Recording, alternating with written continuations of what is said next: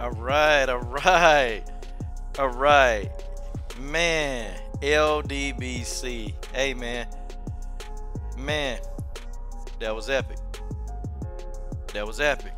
Hey, folks, the coach had fun, okay? Man, the coach had fun. Folks, just want to start out, guys. Yo, I couldn't get everything in, y'all. I tried to. It's that she had to go, man. Like I had like a time limit. And actually, y'all, I had 15 minutes, okay? Like I had literally 15 minutes to get this interview done. So it was kind of like, okay, all right. So I had to either get the interview done or, God, dog, because I wanted to ask like a whole lot more questions, but I had to get the main questions out. And, that's what I did. But, guys, thank y'all for joining me live, man. Man, it was epic, guys. And it was epic because of you. Okay? You guys packed the house out. Much appreciation, guys. When I tell y'all much appreciation, I mean, I appreciate it, folks. It's just, guys, I was trying to get all y'all questions in. I was trying, but then it's like, the comment thread started moving so fast, man. It started moving so fast, and then I was like, okay, I got to get some of these questions, so I just had to pick questions. But yeah, they only gave me 15 minutes, and Cris was nice. She gave me like another 6 minutes. Like, she was literally, like, when I got off with y'all, she was literally getting on the airplane, boarding the airplane, saying bye. Like, that's how close it was. Like, so she, she said she would have, given me more time if she wasn't at the airport. But, she doing a lot of traveling, man. She's doing a lot of traveling. I mean, she squeezes in, really. Normally, man, this is tough, man, for her to do. But, bro, she made time. So I appreciate you guys coming in, man. Hey, guys, I got to say we, y'all. I got to say we. I got to say we. That's what I got to say, okay? I got to say we did it. We did it, guys. Because you guys came in and you guys comment on the videos. You guys do so much, man. I gotta say we did it. Like, you guys, we got her here, and she said, listen, anytime you want to talk, she pretty much said, Coach, just hit me up. You know how to get in touch with us. And I do. I know how to get in touch with them, man. And hey, but that's thanks to y'all. That's thanks to Dennis Espinoza, Tay Brown for going there sharing videos on her Twitter timeline, Mercy Nation. Mercy Nation, just went in there and put in a good, like, it's a whole lot of y'all folks. So I'm telling y'all, man, how almighty. Yeah, okay, yeah, sometimes, because I always like for the fighter Sin City to kind of say their name, man. Because, it's easy. People can't remember their name. But, you know what? I probably have to do that. Just say, hey, you watching Coach Sheldon Harrison. But, folks, I enjoyed it. And just, like, I got to talk to Ray, like, a little bit before, man. And he cool, man. They cool. They're real cool. But it was a good interview. And I had to ask about that Kayla Harrison, man. It was funny, man. Cris Cyborg completely, like, dismissed Kayla Harrison. Like, honestly, I got the impression that because Cris ain't even really know who the hell she was. Like, seriously, y'all. Like, she didn't know. Like, she didn't know. But, folks, I don't want to thank the people in the super chat. Reggie the Tree came in and dropped some dough in the super chat.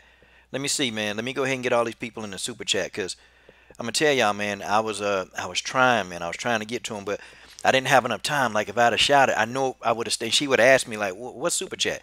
And then I would have had to explain it to her, and that would have took out more time. So, all you brothers in the super chat, man, thank you guys.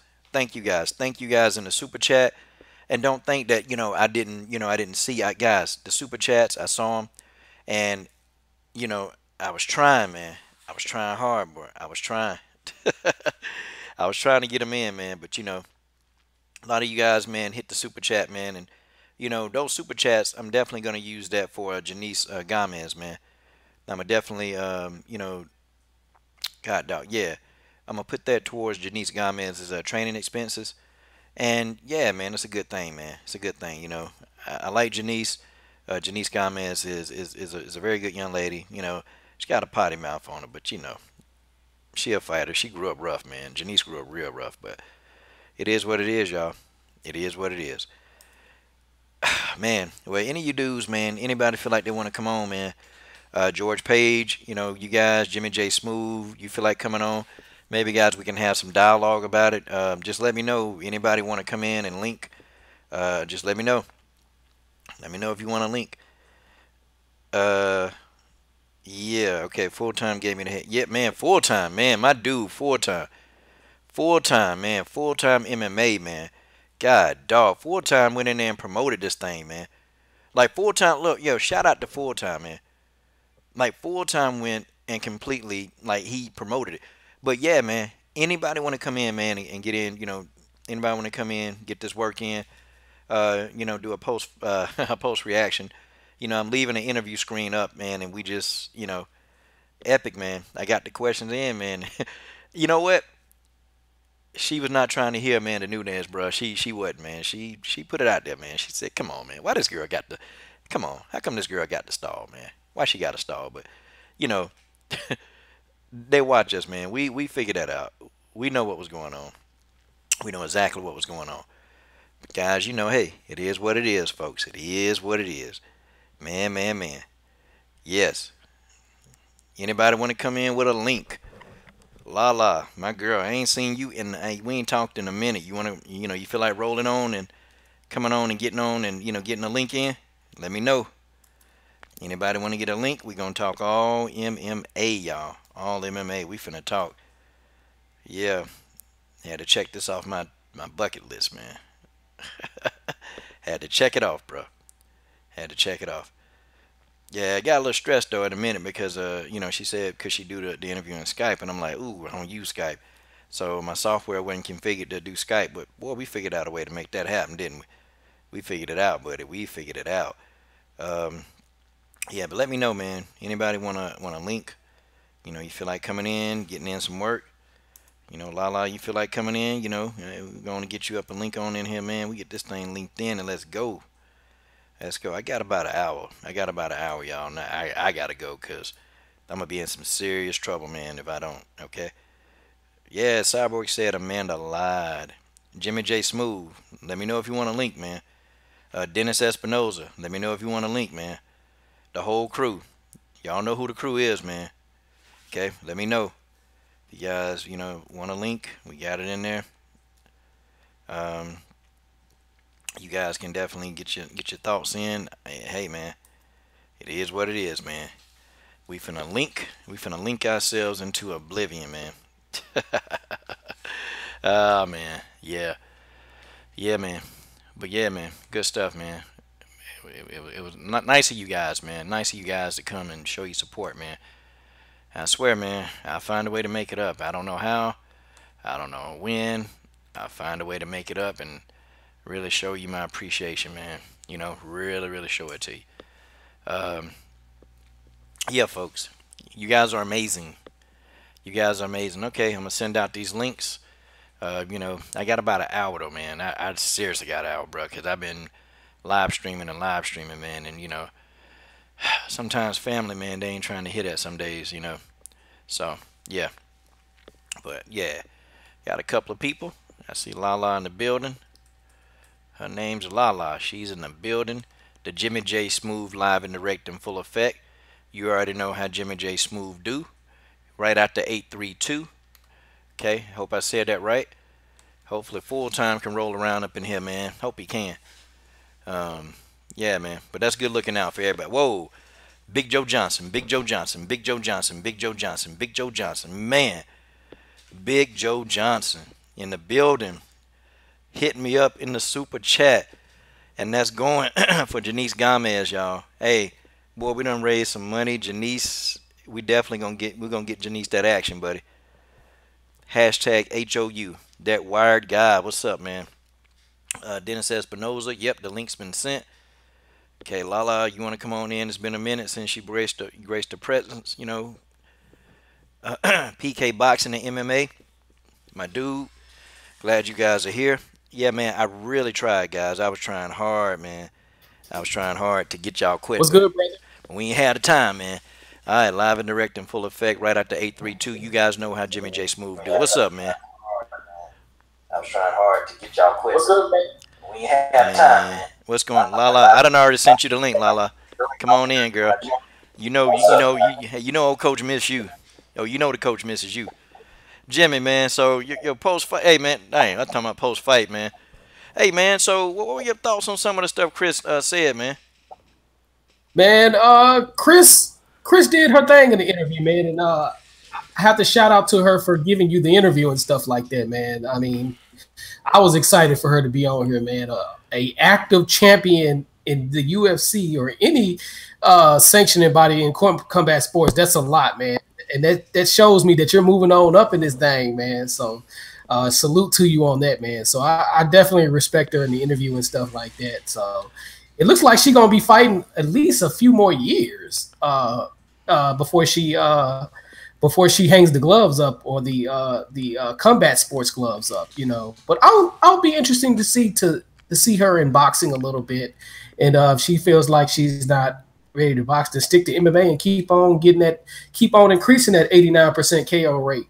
You know what I'm saying? And I think her KO ratio to win ratio is like at 92%, something of that nature. But I know she does have the highest KO rate of any champion in the UFC currently.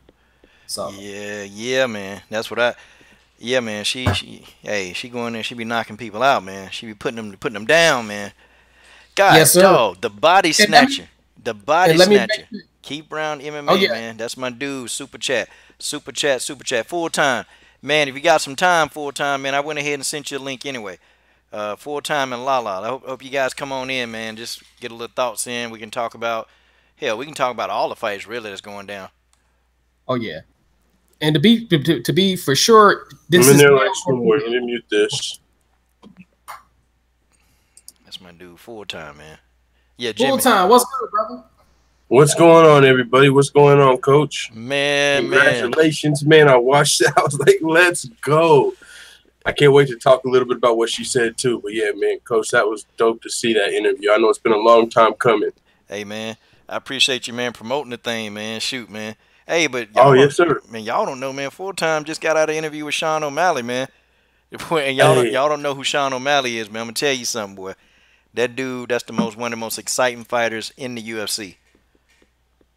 Yeah, he's on the come up. He's fighting in UFC 229. Yeah, man, that was big for me. But man, current champion Cris Cyborg, man, I was super proud of the channel and how far you came. Just all the interviews you've been doing lately. I know you said recently, not too long ago, you were going to slow down on the interviews. What a great way, to cap that off, because you've been working your PG-13, working your butt off on all these interviews. And I know WMMA specifically, they should be, just your outlet for WMMA is huge. All these fighters getting these interviews from any level, whether it's somebody that's, 17 like Janice Gomez, who's on the come up, probably still in the amateurs on her way to the pros, all the way to current featherweight champion Cris Cyborg. I mean, you give all these women a platform to promote their fights. So, I mean, for them, even though I'm not a female or a fighter, thank you for them. Like, it's good to see that. So, yeah, big time, Coach. Man, hey, man, I appreciate the support, man, because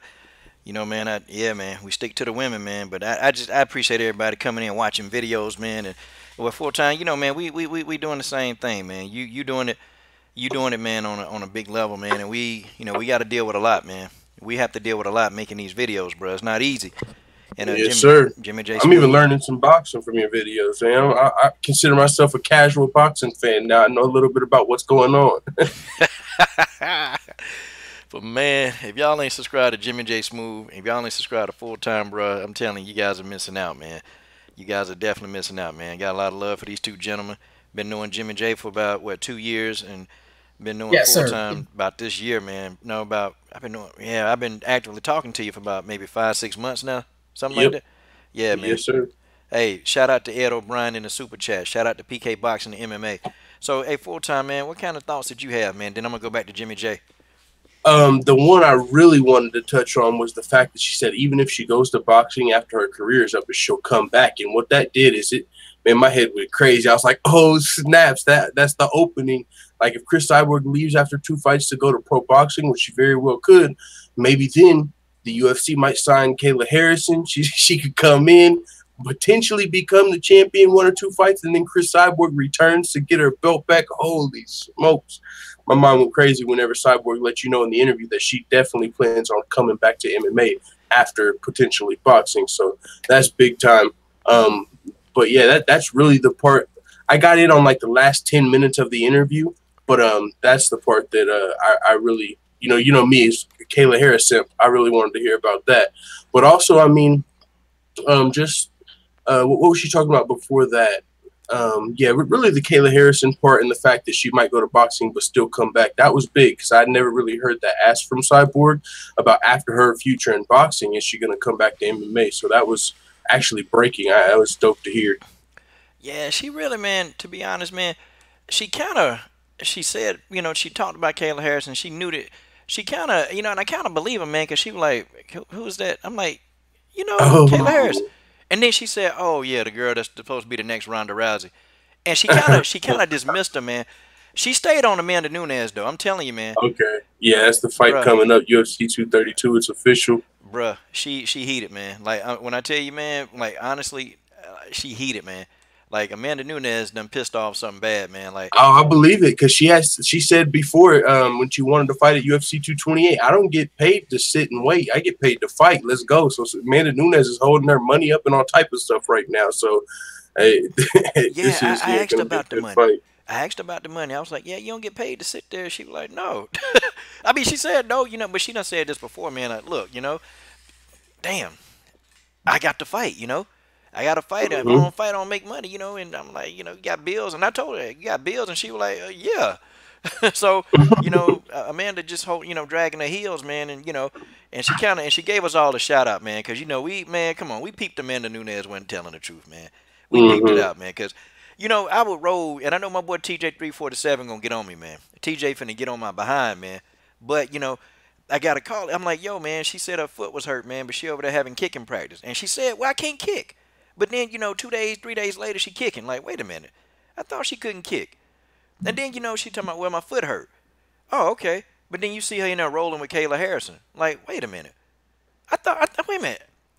I thought your foot hurt. Like, how you going to explain that? You know? Like, Yeah. man, I don't know, man. I don't know, but yeah, man. And I was gonna do an impersonation, man. I was gonna do Jason Murillo, but bro, we ain't had time, man. I was gonna say, hey. So, so Jimmy J. So, what do you Yes, sir. think, man? What do you think, man? Like, this whole thing, man, with this whole Amanda Nunes debacle, because I know, see, full time been around, full time keep up with this stuff. What do you think, man, about this whole Nunes thing? I think Nunez just need to, and being a Nunez fan, by the way, I'm a big Nunez fan, just as big as a Cyborg fan. But Nunez just need to suck it up and go on and take her L. You know what I'm saying? Like I said, man, from the jump, I think if Nunez wasn't so scared, she would probably last the full 4 or 5 rounds. But I think at max is probably going to go 4, maybe 3. You know what I'm saying? Because Nunez is just entirely too scared to fight Cyborg. You know what I'm saying? And like I say, Nunez has a very diverse background in martial arts, traditional in the MMA linked martial arts systems. So if she wasn't so scared, this would probably be a fight. But the thing is, she's just too scared. I think she would get possibly knocked out either way. Which, well, let me preface it right now. She's going to get knocked out at this rate. She's getting knocked. She's going to sleep in 2 rounds, 2 to 3 rounds, See, max. Chris So said Chris said she don't think she was really scared. She just said she trying to hold the fight up, man, to get some time. It was fun. I was trying not to laugh, man. It was funny, man. But she thought it was funny too. That I thought it was funny. But yeah, yeah. Did you go on the salaries of the Chris Cyborg Nunez fight? How much are they both going to get paid reportedly, from your understanding? Chris got a base salary, man. See, I ain't want to ask her that though. I am because, then you get into what they gonna make. But Chris base salary, man, has been $500,000 for the last like 2 fights. That's been her base salary, and Yeah, she can come in and get in there. She may get more than that, man. And plus with pay-per-views, because Chris probably gonna get the majority of the pay-per-views. Amanda's gonna get a small percentage because everybody know Amanda not bringing in any pay-per-views. Because nobody really likes Amanda. I mean, they just don't. The Brazilians don't like her. I mean, you got hardcore fans that really, really, really like Amanda Nunes, but the Brazilians don't like her, and it's just a lot of people, man. She turned people off, man. It's like, I think where Amanda messed up is I think she let her girlfriend, do a lot of talking. Okay, she let her girlfriend do a lot of talking, and that kind of, Amanda should have just went ahead and just kind of said what she mean, because then Amanda tried to come back and say, well, yeah, I want to fight, but it was too late because Nina and Rob to me had already done the damage. And we got some more people in the building. We got my girl Lala. It's been a while, girl. It's been a while. It's been a minute. We ain't connected in a long time, girl. I know. Sister been Much respect, grinding. Lala. Salute. Hey, everybody. Hi. And How's it Rugby. going, Lola? And Rugby, how's it Rugby. going? We got the sisters in the building, Good. y'all. Salute. All right. So Got the body snatcher in the building too. What's going on? Hey, what's going on with you, man? What's going on, everybody? And coach, the body snatcher, man. So you know what? Let's go and ask these ladies, okay? What were y'all thinking about Chris's responses when it came to Amanda Nunez about this whole thing? Whichever one of y'all sisters want to go first. Lala, it's been a minute. Well, I got in late, coach, so I really didn't. I didn't get to hear it. So, but my personal opinion, I don't think she's, she don't really care about what, Nunez is saying. I think she's just ready to go in there and do what she got to do, make it happen, and and move on. I don't really, like I said, I didn't hear it. I didn't get a chance. My notifications were like kind of sucking, but I just think, she's just a no nonsense person, and she's just gonna do it and do what she got to do. That's all. It's almost like she ain't even really care. Honestly, she ain't have a care in the world. Yeah, that's what I mean. She sounds like a real humble person, and she inspires me to want to go to the gym, in my old age. She inspires me, but I don't really think she's thinking about it either. I really don't. And I still like Nunez. Yes, but she has pissed me off more than once. So it's like she's just kind of on a losing streak with me. I mean, I'm trying to give her the benefit of the doubt, but like you said, she stalls. She is a big time staller. She stalls. She does. So if you're gonna call somebody out, somebody like that, they're gonna answer. Simple as that. You got to have an answer for it, and she ain't had one. Okay, Rugby Queen. Oh boy, it's coming. I think she can tell Amanda's full of it, so that's probably why she doesn't really care. She's full of it and ready to just go in there and give her that ass whooping. That's right. She's ready to go in there and give her that ass whooping. Also, another thing with Amanda, and I've ever since she started to really turn me off when she became champion. I feel fear of her just stalling fights and being the champion has gone to her head. Because I actually didn't mind her before champion. She was like, Amanda's not the same person she was, before she became champion. I always before she became champion, she seemed more humble and stuff, but now it's like having the belt has gone to her head and she makes all these demands and feels like she's entitled to everything. That's just my opinion. Okay, she let it out there, man. Hey, full time. So now this this fight leads, man. It leads to a whole lot of I guess the storyline is pretty intense, man. You being a guy, man. I see on your channel you do the numbers, man. In your estimation, how many how many pay-per-views do you think that this fight gonna do? Well, just because that's the only fight announced for that card, so I don't know if they're gonna add any more title fights or how the card's gonna look. But usually the end of the year cards, they do stack pretty nicely. So, I would say because Cris Cyborg's last fight at the end of the year, whenever Khabib and Edson were on the card, I think they did together like 300, 400,000. Do you remember exactly how much it was? 300 or 400,000 when she fought on? Between who? Her and who? I think Holly Holm at the end of the year, and it was on the same card as Khabib and Edson Barboza. So I think it was UFC 219. Okay. I think they did around 300,000 then. It's 385,000. Yeah. 385. So then this fight, I would say 500,000, man, because I think it would do more than that. I mean, Khabib helped, but I mean, this is a champ versus champ super fight, and I would imagine they're gonna, add something else to the card. So I would say, my estimation would be 500,000 because I would expect it to do better than that one, being a champ versus champ super fight. But at the same time, it's not like Amanda Nunes is gonna, add a whole lot of pay-per-view. So maybe the fact that it's champion versus champion, I think that will add to it. So maybe a little more than that one. If it was like Cyborg versus Rousey or something, or a bigger name than maybe Amanda Nunes or someone that sold more pay-per-views, maybe I'd go higher.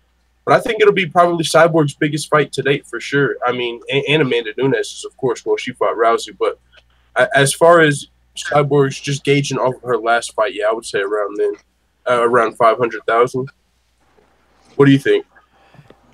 Yeah, man. I think 500. I think he's gonna start at 500,000, man, and probably go up. Yeah. But I think 500 is the minimum, man. I gotta agree. And I know when you start doing numbers on your channel, when you start talking about odds and stuff. See, I just watch them videos, man. Them videos actually they got a lot of it's a lot of like really good stuff in those videos that people don't get. But I watch them like, oh, okay, so this way you going, and I'm like, I bet I can start predicting some of these fights, man. Shoot, them be some good numbers. So I knew you knew the numbers. But now let me ask. Oh yeah, my man Dennis Espinoza is in the building, guys. He is, I've already, man. Look, he got a title, man. This guy, he's in charge of data. He's in charge of stats. I mean, Dennis Espinoza just knows, man. He been pushing for this interview pretty hard, man. Dennis. So Dennis, what kind of Hold on one second, Dennis. Trying to get Dennis up in the building, man. I'm here. Yeah, but Dennis, oh yeah, the Dennis Espinoza theme song, guys. He's coming up. Oh, that's okay.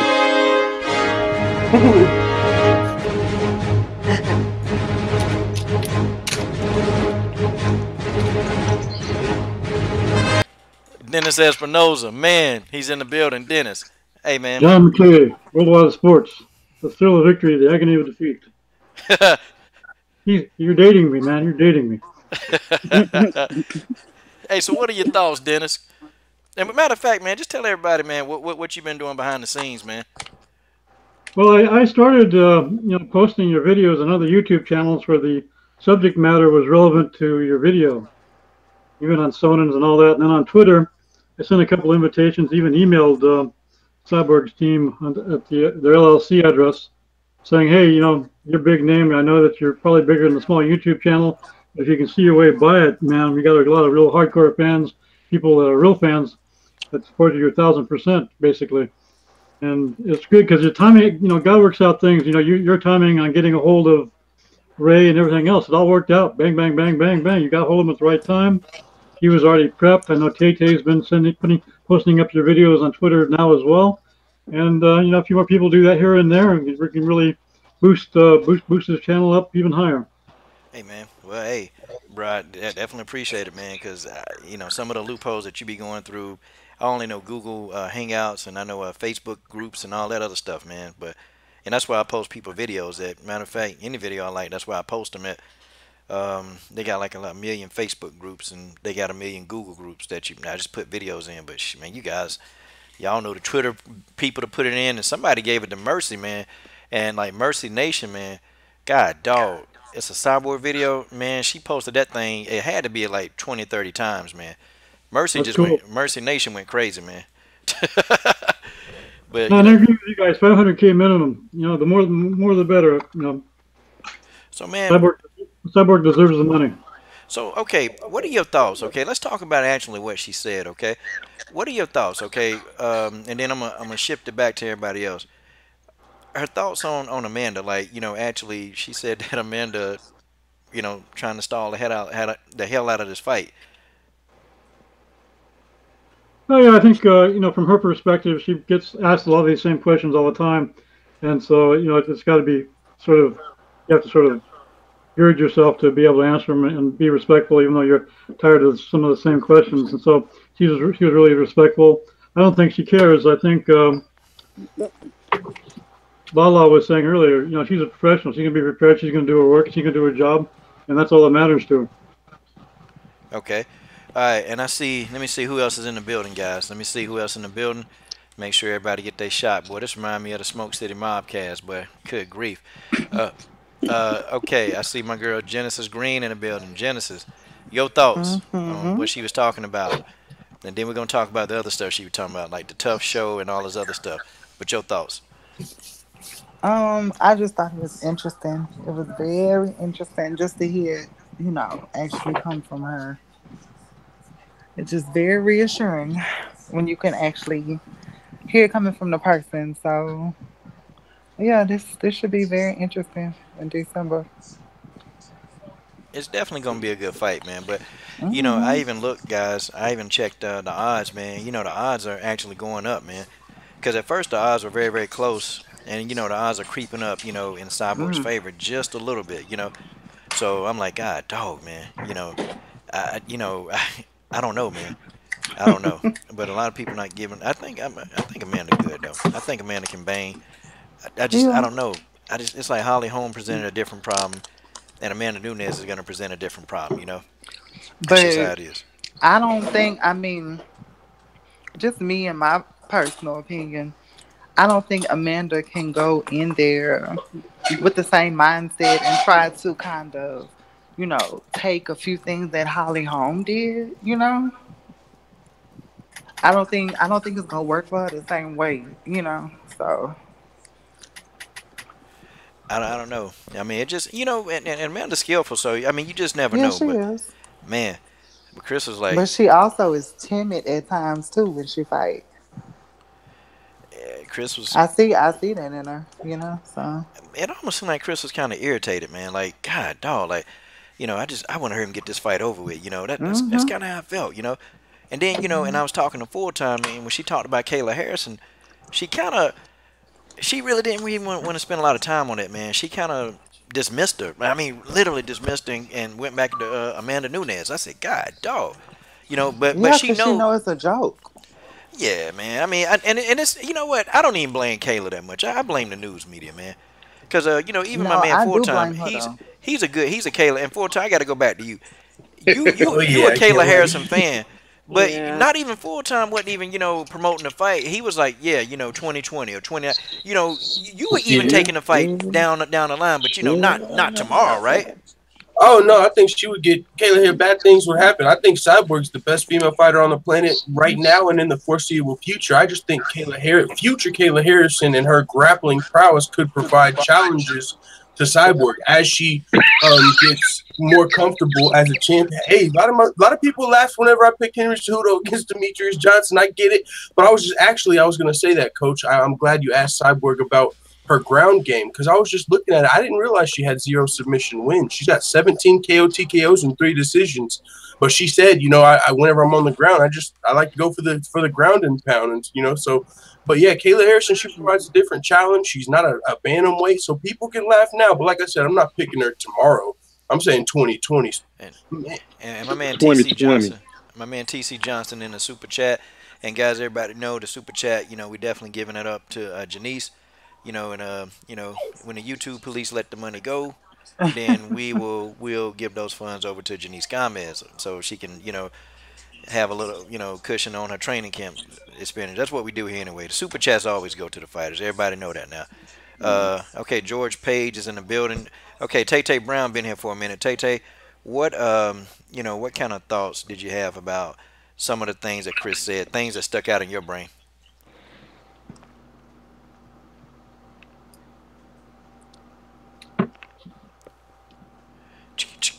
Tay Brown. He on mute. Tay Brown. Yeah, especially on mute. Tay Brown.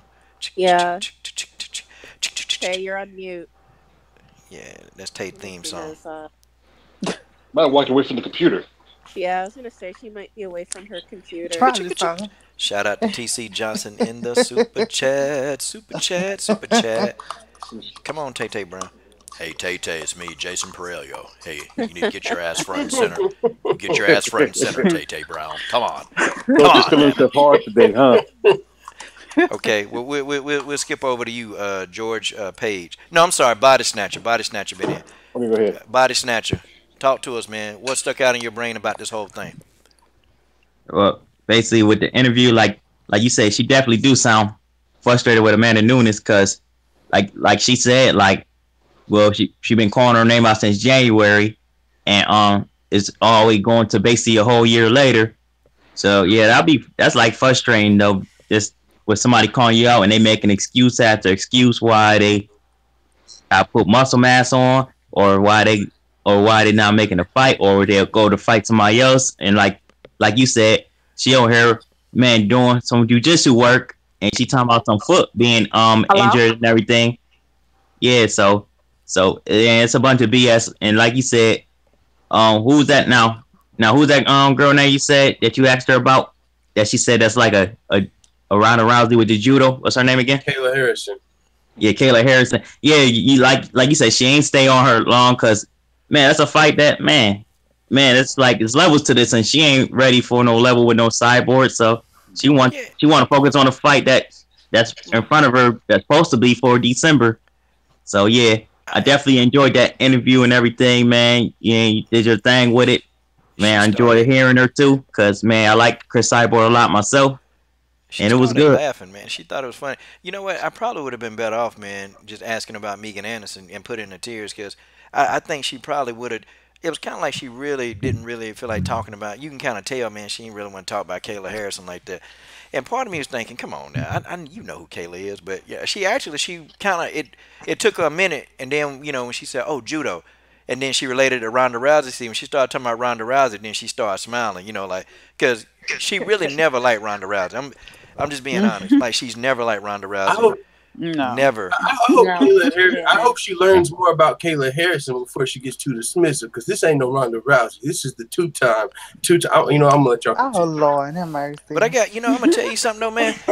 You know what? I did a comparison. I love how he riding for her though. Yeah, like she's gonna be like she gonna be the future or something. But I'm gonna tell you something. She is. I'm gonna tell you something, man. For her to get in there with Cyborg. I'm gonna let Coach go. I'm gonna tell you something though. Those people, those judo people, man. You know they have a tough time against people that do Muay Thai. That can initiate a Muay Thai clinch. Like them judo people, they have a tough time. And Cris, Cris is pretty good at that. See, it may be an equalizer. If they have a fight, I can see Cris trying to impose a Muay Thai clinch, because the judo people, the only thing they know how to do is rotate from their hips. And see, when you put a person in a Muay Thai clinch, it paralyzes them, so they can't rotate out of it. They can't do what they want to do. They got to actually work their way out of it. Then they got to clinch you. Then they got to get an underhook. Then they got to rotate their hips to try to take you down. And if they can't rotate the hips, then they got to do a trip. They got to get you off your feet. So I mean, it's gonna be an interesting matchup when that fight, when it's like ready to happen, But yeah, she kind of, she just didn't really want to talk about it. I just put it like that. She didn't want to talk about it because it's like, why am I talking about it when I got the feeling like I ain't gonna even get the fighter? It'll be years before I even think the fighter. So why am I talking about it now? Ain't no sense. I agree too. I think it's too early for Cyborg to talk. You know what I'm saying? I think it's just too early. And I don't, like I said, full time said 2020. I don't think even by 2020, Kayla Harrison will be ready. No, trust me, 2020 is going down. She wouldn't be ready for Cris in 2025, man. Come on now. Okay. Maybe 2030. American top team. Okay, I'm just saying. And then she'll get that experience. Amanda Nunes gonna get in there and take that L. Amanda Nunes is going to take that L and she's going to give her that experience. Cyborg transfer to Kayla for 2020. I'm telling you right now. Her ground game is really. By 20. Her ground game is truly a thing of underrated. It really is underrated. And you can go back, man. You might have to go to a place like MMA Core or Reddit, man. And they even got her actually doing BJJ work, in one of those tournaments. And it's like, oh, man, the footage, but, it actually showed her, man, even when she was still, like, fairly young in BJJ, man. She was a purple belt, man, and she was actually going in there and doing well and dominating. But, and I kind of imagine, man, what is it like now? Like, so I'm thinking Kayla Harrison may actually be able to test that ground game to see if it's legit. Then I'm gonna tell y'all, I go back to a fight, and then I want to let somebody else have the mic. Yeah, so I go back to Ashley Yoder and Mackenzie Dern. I go back to that fight, and I'm gonna tell y'all, man. Somebody, I've been getting these comments, man, with people saying, man, Mackenzie Dern could take Antonina Shevchenko out. I'm like, I don't know, because I saw Ashley Yoder, man, doing exactly like and putting that Muay Thai clinch on Mackenzie Dern, and she had Mackenzie Dern like she couldn't do what she wanted to do. Ashley Yoder's skinny, man. Mackenzie Dern is like a BJJ, like I'm talking about world champion on a lot of levels, and she struggled. She could only get Ashley Yoder down one time, but the key to that was putting her in that Muay Thai, man, and get that head control. When you put these wrestlers in that head control, they can't do that, man. They got to stand there. They got to stand there and they got to take them knees until they can get out of there, man. And that's I'm telling you, boy, it's hard, man. It's hard. And coach, what I was meaning to ask you, which martial art did she start off with first? I'm talking about Cris Cyborg. Didn't she start off with BJJ first? No, it was shoot box.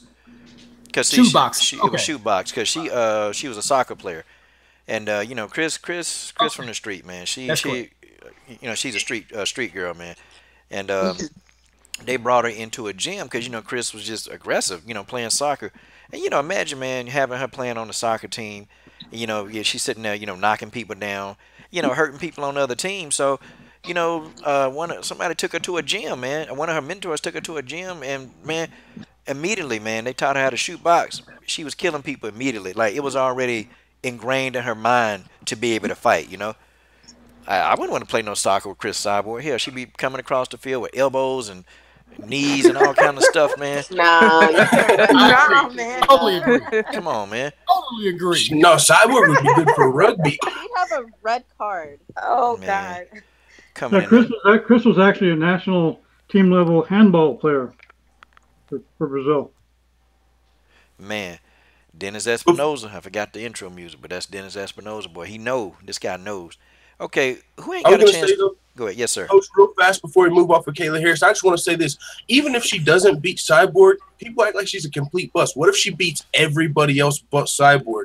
She still got some serious skills, and we saw even her striking improve tremendously. So I just want to say that even if she can't beat Cyborg, it doesn't mean she's trash. She'll still wipe the floor with Megan Anderson, I think, just from what we saw Holly Holm do with her, just on the ground. So even if it's not to be this person that deep on Cyborg, she's still got a bright future in MMA just from what she's shown in her 2 fights. Okay, but now we can move on. Yeah, she just got it.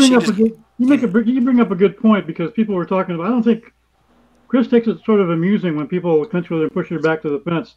If Holly was that much stronger than everything else, Holly would have been able to keep her down. I just don't think Cris takes it all that seriously. She may be pushed in the future to take it seriously, but the people saying, well, Yana and Holly did this and that. Cris didn't care. And if they were that strong, they would have kept her down. That's all I got to say. Okay, guys.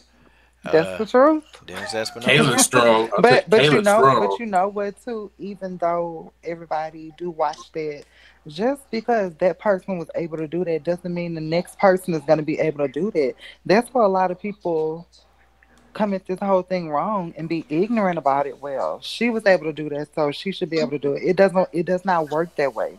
It doesn't. Okay. Full time, and Genesis Green has said it. Full time again is 2020. I'm gonna call him Full Time 2020 MMA. That's gonna be his new name. Can you imagine if Mercy was here listening to this? Man, You know, would I be the talked video about ready. I would really love for full-time MMA and Mercy to just sit and just Oh go my at it. God. Whenever I she's would ready, just we watch can do this whatever movie. Coach has her on next, man. I'll explain to her what's Okay. going on, because And you know something? I spoke to Mercy this morning too. I Yeah. spoke to her this morning, and she's ready for anything. Okay. I'm gonna call him, man. Hey, man, we'll have a debate, man. I already debated. Mercy ain't no Third joke. full-time. Cyborg versus Harrison 2.0 debate. Let's go. Yeah, I already debated, man. She was trying to. Y'all gonna be debating all night. She sure live. She ain't gonna Don't stop, man. Man, she don't let up at all. She's hard headed. I mean, if she. Her, I think remember when She was trying to feed me that mess that Valentina. I'm like, look here, man. Valentina been fighting since she was 5. Now you ain't finna tell me. I said, now I believe if they fought head to head, I think Cris could beat her. But I don't think Chris got more disciplines than Valentina. I think, and I would say Mercy. I think they got about the same. I think, but no, they don't know that, man. She was getting on me, so I'm like, hey, well, I ain't finna roll with that. I I was love listening Chris. to that. I love Chris. I She love loves Chris. Cyborg so much Oh God. that there's no way she would ever Oh man, I see. she'll ever pick against her. Nah, I ain't gonna pick against him, but I gotta be honest. Like Valentina been in this thing for a minute. I mean, Taekwondo, Sambo, boxing, kickboxing, Muay Thai, judo. Okay, BJJ. Man, that's a lot of different disciplines. I mean, Valentina got a degree in whooping people's ass, man. She do. She's got a background in judoka, if I'm mistaken, right? She has Yeah. one in judo. Yes, ma'am. Yes, Valentina. ma'am. Black belt Yeah. and master of sports in Yeah. judo. Yeah. That's what I was trying to tell Mercy. I was like, it's right there. Look it up. Oh, All right. So full time. This time, man, I'm gonna shift it over to you, man, to get you to kind of lead us off, man. All right, man. So you keep up with all the 228 fights, man. So dude, I mean, you feel like doing a rundown, man, and getting predictions and arguing with people and then, having some fun? Yep, I'm down. I only got about 20 more minutes, but yeah, I'll start it off. Let's cook. Okay, so UFC 228, the card got changed up a little bit. Originally, there was going to be those 3 WMMA fights. Esparza and Suarez was going to be on the pay-per-view. But now Nico Price versus Abdul Razak Al Hassan is going to be on the main card, and Esparza versus Suarez is just going to be the main event of the Fox prelims. So the Fox prelims are actually stacked too, but just looking at the main card, of course, it's headlined by Tyron Woodley versus Darren Till. That's a fight. I mean, I'll just go over the whole card first. That's a close fight. There's actually some big favorites other than that. Of course, you got Valentina Shevchenko versus Nico Montano. Zabit Magomed Sharapov was supposed to be fighting Yair Rodriguez, but he seems to be ducking his taco a little bit. So he's injured, but if you guys don't remember what happened with him, I'm sure a lot of you do, but the fight was hard to book in the first place. Didn't got booked. Now he's injured, so Brandon Davis is going to be stepping in. So you got Zabit versus Brandon Davis. Then you got Jessica Andrade versus Karolina Kowalkiewicz and Nico Price versus Abdul Razak Al Hassan. So that's the main card. And yeah, so I mean, we can start from there if anybody wants to talk about any specific fight. All right. I mean, Woodley versus Till is a close one. I mean, I don't know. I want to know how a lot of you guys feel about Darren Till. I hope he makes weight, and I think he will. But And remember, Kamaru Usman is also on standby. Like, if one of these guys get injured, Tyron Woodley did say he won't fight him if Darren Till misses weight. He'll just fight Darren Till. He's like, because Tyron Woodley has fought overweight opponents in the past. I don't know if some of you know. He fought Kelvin Gastelum before he became the champion, and Kelvin Gastelum missed weight by 10 pounds. And Tyron Woodley still fought him. And after he beat him, he actually even gave Kelvin Gastelum his money back. Like, I don't want this kid's money. He has to pay his coaches and everything. I just had to come in here and hand him this L real fast. So, Tyron Woodley's fought overweight opponents in the past, so he doesn't want to switch his camp up and, fight a wrestler instead of a striker on 24 hours notice. He's like, nope. I'd rather fight Darren Till. That's who I'm preparing for. So even if Darren Till misses weight, Tyron Woodley will fight him. yeah. You said dude that be missing weight. Yeah, coach, tell him to stay away from Fat Boy. If you stay away from Fat Boy from all the food, maybe he'll make some weight next time. Well, in his last fight, he missed weight by 4 pounds, and the UFC did co-sign this. They said, I believe his pregnant girlfriend was in the hospital in an emergency situation. So, but that also wasn't his first time having weight issues. But they did have that excuse for when he missed weight against Wonder Boy. So the UFC did co-sign it too. So they're like, no, we know what happened. So just for whatever that's worth. But at the same time, I mean, this is a guy that it seems like the UFC might be pushing. You can see just because he missed weight and he's still getting a title shot. And a lot of people actually, his last fight was close with Wonder Boy. A lot of people thought Wonder Boy won. So the fact that he's getting this title shot, I mean, it shows that the UFC is behind him a little bit. And so, I mean, he's a tough challenge for Woodley. He's not like the guys he's fought recently. Tyron Woodley's fought Wonder Boy, of course, that you have to play chess against Wonder Boy. You can't really be over aggressive, but Wonder Boy's not over aggressive. And then Damian Maia more of a grappler. Darren Till's got the potential to be aggressive in this fight, and we're going to see how Tyron Woodley does against that. So who do you guys got winning this fight? How do you guys see this fight going? Anybody? I'm pulling for Till. I'm pulling for him. Man, if he wins, that would be big time because he's undefeated, 17-0. And, I mean, he would be 18-0 as the champion, and he could, of course, move up a weight class. You know, this is the champ era, and he has a hard time making the weight. So if he wins the belt, I'm sure he would be open to going up and challenging for the next title. So, I mean, he's got a lot of potential if he wins this fight, not only being undefeated, and he speaks 2 languages. He speaks Portuguese, and so he's got a lot of potential if he actually wins this fight. I'm sure the UFC wouldn't be mad. You know what I'm saying? Like, but at the same time, Tyron Woodley, I think a lot of people actually – this is a close fight. If you look at the odds, it's almost a pick 'em. I think that's a little disrespectful to the champ, Tyron Woodley, honestly. Just he's proven he's beat the top contenders time after time. He knocked out Robbie Lawler. Before that, he beat Kelvin Gastelum, who missed weight by 10 pounds. He's beat a lot of really good fighters. And Darren Till, he's a big guy, but the only top 5 fighter in the welterweight division he's really beat was Wonder Boy, and that was close. Some people don't even think he won that one. So Tyron Woodley, I just feel like he's proven a lot more to prove he's one of the best welterweights in the world. And I don't know if we saw that from Darren Till yet. I mean, he's looked great in his UFC fights, but I'm giving the edge to Tyron Woodley, honestly, in my prediction of the fight.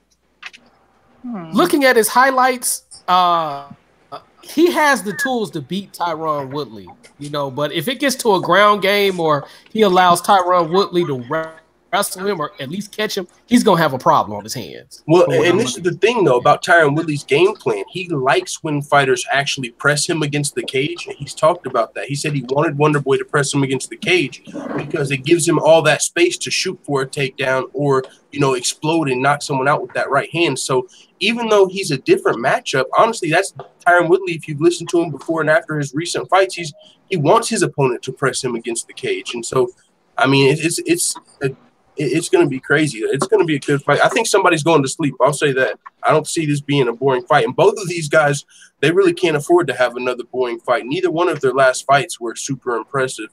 Tyron Woodley versus Damian Maia or Darren Till versus Wonder Boy. Both of them were somewhat snoozers. So I think this fight, though, is going to be different. I think somebody's going to sleep regardless. But, yeah, Tyron Woodley, I do think, has the grappling advantage. If he gets the fight to the ground, I think he should be able to keep it there. And if not, even if Darren Till's getting up against the fence, you can see Tyron Woodley just unloading against him, you know, as he's trying to get up against the fence. So, yeah, it's going to be a good fight for sure. Well, with a guy like Wonder Boy, you're going to have a snoozer. If Wonder Boy don't take you out or you don't take him out, you know, with that karate background of his, Shotokan background for the most part, I mean, you got to be more cautious with those type of guys because one kick to your head, you finna go to sleep. And, you know, you're talking to a person that has a Kyokushin background, which is a relative of Shotokan. So you got to be more cautious with those type of guys. But the thing is, if you get aggressive and your aggression has to be well timed against a karate guy. You know what I'm saying? So it's gonna be, like I say, it's gonna be boring against a guy like Wonder Boy Thompson. But once you put him on his ass, then hey, you know what I'm saying? It is what it is. Yep. I tell y'all what, boy, Wonder Boy, somebody brought that name up, man. You know what? Lately, I just don't see anything so wonderful about Wonder Boy. I completely agree. I agree too. He do the exact same thing. You know, he's trying to, he's trying to be Bruce Lee in the octagon, and he going in there getting his ass whooped. I mean, he jumping back and forth, got his hands down. Like, you don't realize that somebody gonna hit you with your hands down. Like, how is he gonna explain this? Okay, and let me explain this. A lot of those Shotokan guys, because I have to preference it when it comes to karate. There are different branches of karate. Those Shotokan guys have those badass habits. Every time when I was in my prime of martial arts, I'm talking about in my early 20s, we used to kick those dudes' ass. I mean, PG-13 channel, I'm sorry, coach, but we used to beat the brakes off those Shotokan guys coming in there because every time they let their hands down, we would hit those dudes with either a roundhouse or a spinning back kick in their face. I mean, those guys, their habits are the same. Most of them have that same bad habit. Unless they come from another branch of martial arts, those guys have the same bad habits, and they carry that into different sports that they do, no matter who they are. For me, he's just not super exciting to watch, you know, unless his opponent kind of comes in recklessly. It's going to be a chess match, and you know, that's for me. That's really what it is. I just think his style, it's just not super exciting. It's not super entertaining, and we're really watching it for entertainment. And you know, sometimes he gets that flash knockout we've seen in the past, but really at the highest level, his opponents are approaching him in a way to where it's just like you don't really anticipate the fight. Now he's actually got a potential fight with Robbie Lawler coming up, and that might be a good matchup. But if Robbie Lawler decides to do what Tyron Woodley or Darren Till did, then we really don't have much to look forward to if he decides to fight smart. And he's like, you know what, I'm not going to play your game. So I just think he needs a little more aggression in his fighting style. That's really why haven't been impressed lately. He's just because even he had the 2 fights with Woodley where the second fight I was really let down by Wonder Boy, because I was under the mindset if you're coming back for the title, you're getting a second chance that you, even if you don't necessarily deserve it, because the first fight some people felt like Woodley won, whatever, you got the rematch. So now you didn't win the belt in your first try. It's like it seems like you have nothing to lose. You have to go for it in this fight. So for the second fight to play out the way it did and him not to really get aggressive and go for the gold, I was like, oh, what's going on? And then we had the Till fight, and that wasn't super exciting either. I was like, okay, what's going on? So I just haven't been impressed with that lately.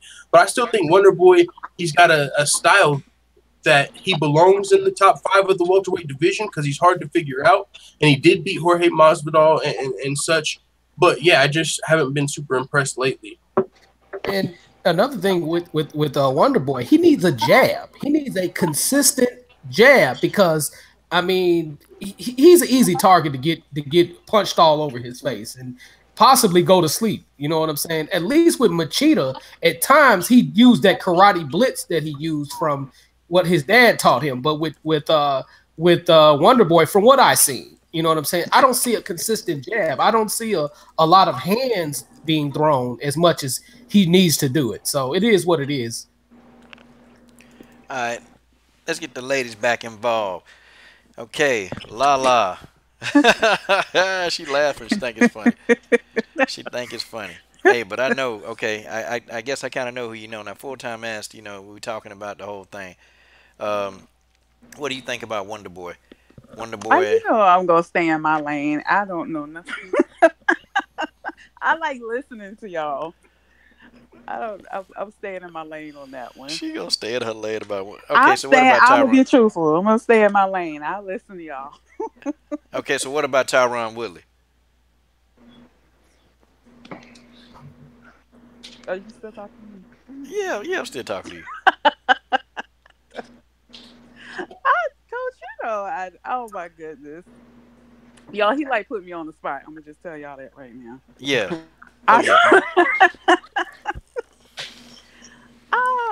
Coach, I'm gonna stay in my lane for real. I'm gonna stay in my lane. Okay. Y'all, he love put me on the spot. You sound like LeVar Ball. Stay in your lane. I'm just saying. I'm not gonna sound crazy. I'm just gonna stay in my lane. If I know something about it, I'll let y'all know. Okay. I listen to y'all for that. I listen to the pros. Okay. Yeah. Chicka, Tay Brown. Chicka, Tay Brown. What's your thoughts on what my man Full-Time said? You know, he broke it down. I mean, he broke it down, but I'm sorry. I really don't follow the men too much. Sorry, guys, I don't. You know what? I get a I'm legend. supportive of the women. I'm sorry. I got Full-Time MMA. There's a lot of WMMA on this card. You know, guys, I got Full-Time MMA. The man is busy. You know, the man getting phone calls in high places. Okay. And y'all disgrace this man. No, I'm just playing. No, I love you Full-Time. I'm just being real. I'm being that's real. all good. I really don't follow the men that much Full-Time. I don't even. Yeah, that's cool. If that's all good. At least you know. I'll how she gonna a little explain bit that? of knowledge on it. That's all good. I'm not Everybody gonna ain't throw got no to. shade on it. I'm gonna be honest. I really don't follow the men that much. You know. How she gonna explain exactly. That don't hurt my That's how I feelings. My feelings We're on hurt, Tay Coach's Brown. channel. No. But I like you guys. I love you guys. Exactly. I love listening to it, Okay. but I'm like, I don't But follow. I love it. I love listening to you guys, though. I'm gonna start putting on the spot. I'm like Lala, man. I'm I'm staying playing. in my lane. He is known for putting you on the spot, but that's okay. It's all it's all good, Coach. It's all good. No, I'm playing with you. Okay, I ask him about the women, and then Jimmy in general, and Dennis Espinosa. You know, we keep it to the men. We get y'all with the women, okay? Okay, Coach, I'm gonna take off for now. If I can come back and you're still live, I'll hop back in. But I gotta take off for now. So thanks for having me on, and again, congratulations on the interview. Super dope. I'm gonna go back and watch the first 5-10 minutes that I missed. But yeah, man, great interview, and thank you guys, panel, for having me on and to the chat. Make sure you guys hit thumbs up. Don't be baby back bagel biting bitch boys. Love you full time. All right, you guys too. Right. Thanks for having me on. Respect. Night. Yeah, that's Full-Time MMA. Go subscribe to the channel, guys. Hey, y'all, this channel is jumping today, man. Okay, let's talk about the ladies a little bit. Let's talk about the ladies, okay? Let's ask the ladies first. Oh, boy, here we go. Okay. We're going to go back to Lala. We're going to go right back to Lala. I mean, well, you know, we can't. See, thing of it is, you know, we got, you know, we love to. Well, you know, we can't let you off the. See, if we let you off the hook, I see. then I got to ask how you going to explain this. Hey, listen. Oh no. I better learn how to explain it then. Uh-oh. Okay, so what are your thoughts on Tatiana Suarez and Carla Esparza? Oh Lord. You know, Coach, I don't I don't follow them either too much. I oh my God. No warning, no nothing. Okay.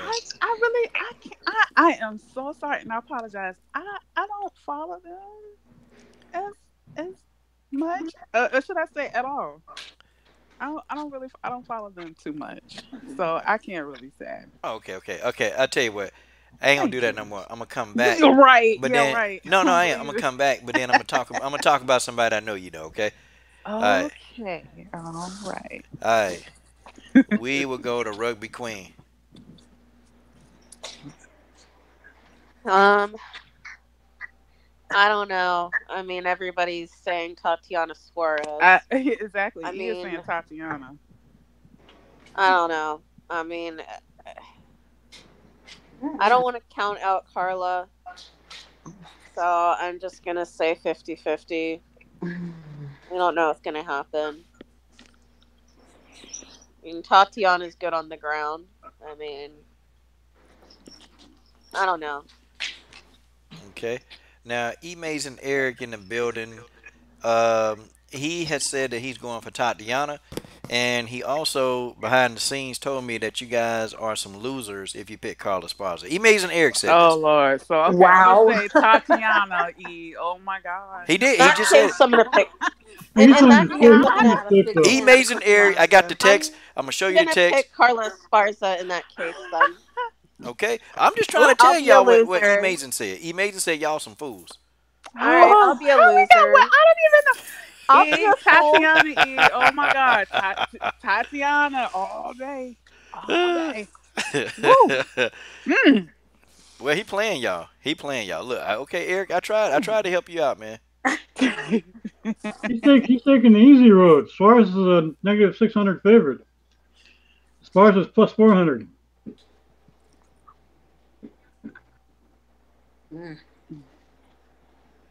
Okay. All right. Anybody can take this negative 600 favorite. Yeah, anybody can take. Yeah, Eric. Okay, I love you, Eric. Just playing with you. Okay. All right, General Africa. Guys, he's the moderator of the Come Get This Work mobcast. General Africa, man, what's going on, man? First of all, your thoughts, what Cris Cyborg said, and, let's get some picks going, man. Let's get this thing. I'm about to, set it all the way off. Hey, thanks for having me on, Coach. I'm sorry. I tried to get on as soon as I could, but What's up, everybody? What's up, the panel? Hey, What's up? What's up? General. Hey, what's What's good? up?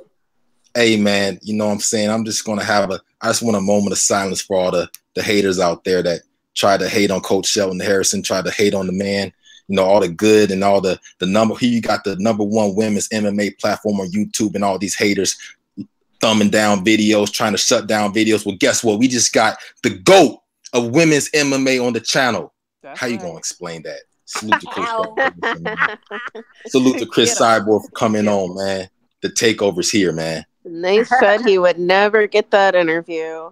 I love when people say that. And guess what? He got the goat on. Yep. Hell yeah. But what were you saying, Coach? You was Kayla Harrison's comments or Chris' comments? What was he asking? No. What was your question? I just said, hey, Chris Cyborg. Well, no, I was asking about Tatiana Suarez and Carla Esparza. You know, that's what I was talking about at first, and then Yeah. I'll shoot it back to Tay after you.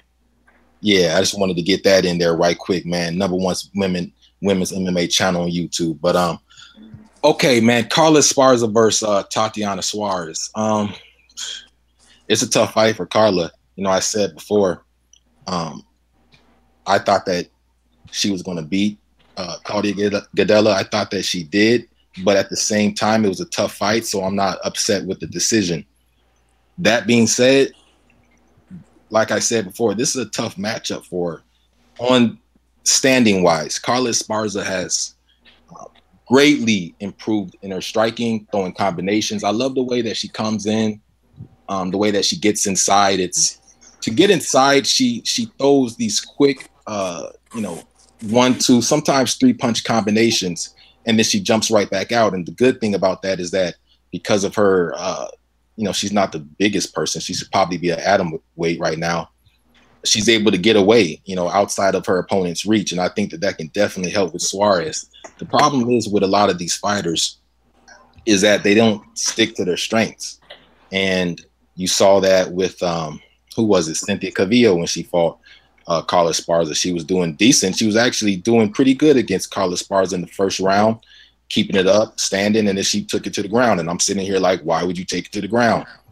If Carla Esparza does that against Suarez, she's not going to win, okay? She's going to get ragdolled. I'm just going to say she is tough. Carla Esparza is tough, but Tatiana Suarez is an animal. And the reason what makes her even tougher opponent is that she's so good on the ground, all right? So in order for Carla Esparza to win, she's going to have to keep it up. She can't stay on the ground, in my opinion. It's a tough fight. I don't know. I'm giving the edge to Suarez right now, just because I don't know if Carla Esparza is going to go away from the game plan or go away from her strengths. And that's pretty much it on that. Okay, the legendary General Africa has just broken down. Now we have the legendary George Page back in the building, and we are currently making George Page the movie where the star is George Page. He's a star of his own movie. And Amazing Eric, he just texted me and said, wow. Okay, Eric called me a moron. Wow, Eric, that's really nice of you. Yeah, he just did. Just now. Hey, Amazing Eric, I love you, man. There's no need to call me a moron, okay? Hey, listen, man. Go subscribe to Amazing Eric today. Okay, nah, he didn't call me a moron. I'm just playing. Hey, so George, what are your thoughts, man? We really didn't hear from you, man. What are your thoughts on what Cris Cyborg said, and then what are your thoughts on the whole UFC 228 card? Cris, she's pretty much, she said what she felt was on her mind, and she has, she don't, she's not biting her tongue. Like the thing with Kayla Harris, I don't think she really knew the girl. I mean, she gets challenged every day by everybody out of the blue, so I don't think she took it seriously. I like the fact that how she said how she cares about her fans, and that shows you that's a real person, really respecting people that follow her. Because a lot of these other fighters, like you remember you talk about how what Conor did to that one guy, and how a couple other fighters, like with Nico, how she blocked all her fans to ask her about Valentina. I mean, that shows you that she really cares about the fans. And what she did for Ruby Queen, give her hold the belt. I mean, you wouldn't see that with any other champion. I mean, But I think she's a decent person. I respect her. I mean, she took some time out of her busy schedule to talk with you, Coach. And now, Coach, you are in the high stress. You're in the high stress. You up there, man. You up there, brother. You up there with all the other brothers, brother. Nah, you know, guys, it's really because of y'all, watching the videos, y'all. I gotta keep it real, man. I mean, I push, but it's because of y'all watching the videos, man. If it ain't nobody watching the videos, then they're not gonna know who it is. I mean, come on, because how do you think YouTube videos get out there when people watch them? And the more people watch your videos, the more the videos get out there, and then people like Cris Cyborg can see them. Okay, but it's because of y'all, man. You guys, y'all been here, through a whole bunch of stuff, man. I was getting criticized heavily. Y'all still hanging around. Sometimes I ain't agree with stuff, but y'all still kind of hung around. So, man, I owe you guys a lot, man. I wouldn't got that interview, man, if we, wasn't having these live streams and talking about the state of women's MMA. I mean, come on, man. It wouldn't have happened, man. I was speaking into We love you existence. too, Coach. Yeah, man, y'all some good people, man. Y'all good people. And I even had a chance to meet Rugby Queen in person. I mean, she's just like she is on the videos, man. She, just genuine, man. She just a nice person, care about life, care about stuff, just a good person all in general. Hopefully I get to meet the rest of y'all, man. Hope Jimmy J, y'all come to Texas, I'm gonna be looking you up. Genesis, I come to Texas, I'm gonna look you up. Come to Lala, New York. I ever come to New York or wherever, Lala, I know when you at, hey, look all The y'all up. Tay stays. Chicka New chicka take York. that Brown. Yeah, man, come look all y'all up. Keith Brown in New York. Come look up Keith Brown and how the body snatcher. Show me how to snatch some bodies up there with them body shots. Then Body blows. yeah, Like man, Apollo Creed. yeah. So y'all, let's get back on. I guess this channel. I guess we do a lot of we do talk about the women a lot on this channel. So let's get back to our bread and butter. Yes, everybody's a little, I can talk to men. I can't do it like full time, and I can't even do it like Rugby Queen can. But I just, I don't know. It's just the women. We kind of done gave them a platform. Now I'm gonna tell y'all though. But I'm gonna tell y'all somebody that's coming up, man. That's actually got their name. I'm talking about man. Janice Gomez kept calling out somebody named Macy Barber. Now I'm gonna tell you, man. Macy Barber ain't no joke. Macy Barber is no joke. Okay. I mean, what y'all know about Macy Barber? I don't know anything about Okay, that. I don't know. well, Just Denise. I'm sorry, I don't know. Yeah, I I don't. just You gotta I know drop she some was on history. this, but You're gonna have that's to really school all us. I You're gonna know have to about school her. us on that. What weight Most of class my is she in? What's the weight class? Strawweight. Oh, she's strawweight. Okay. Mm. But like any amateur level, I wouldn't know about it because I mostly keep up with mostly like either Bellator or UFC and sometimes some stuff from LFA. Not too many of the lower class amateur comp, competitions. No. Okay. George Page, the legendary George Page. So okay. So let's go to this. Okay. All right. Y'all know Jessica Andrade. Everybody know Jessica Andrade. Jessica, she gonna be on this card, and Jessica need this payday. But Jessica done had to sell some of her stuff to make these ends meet.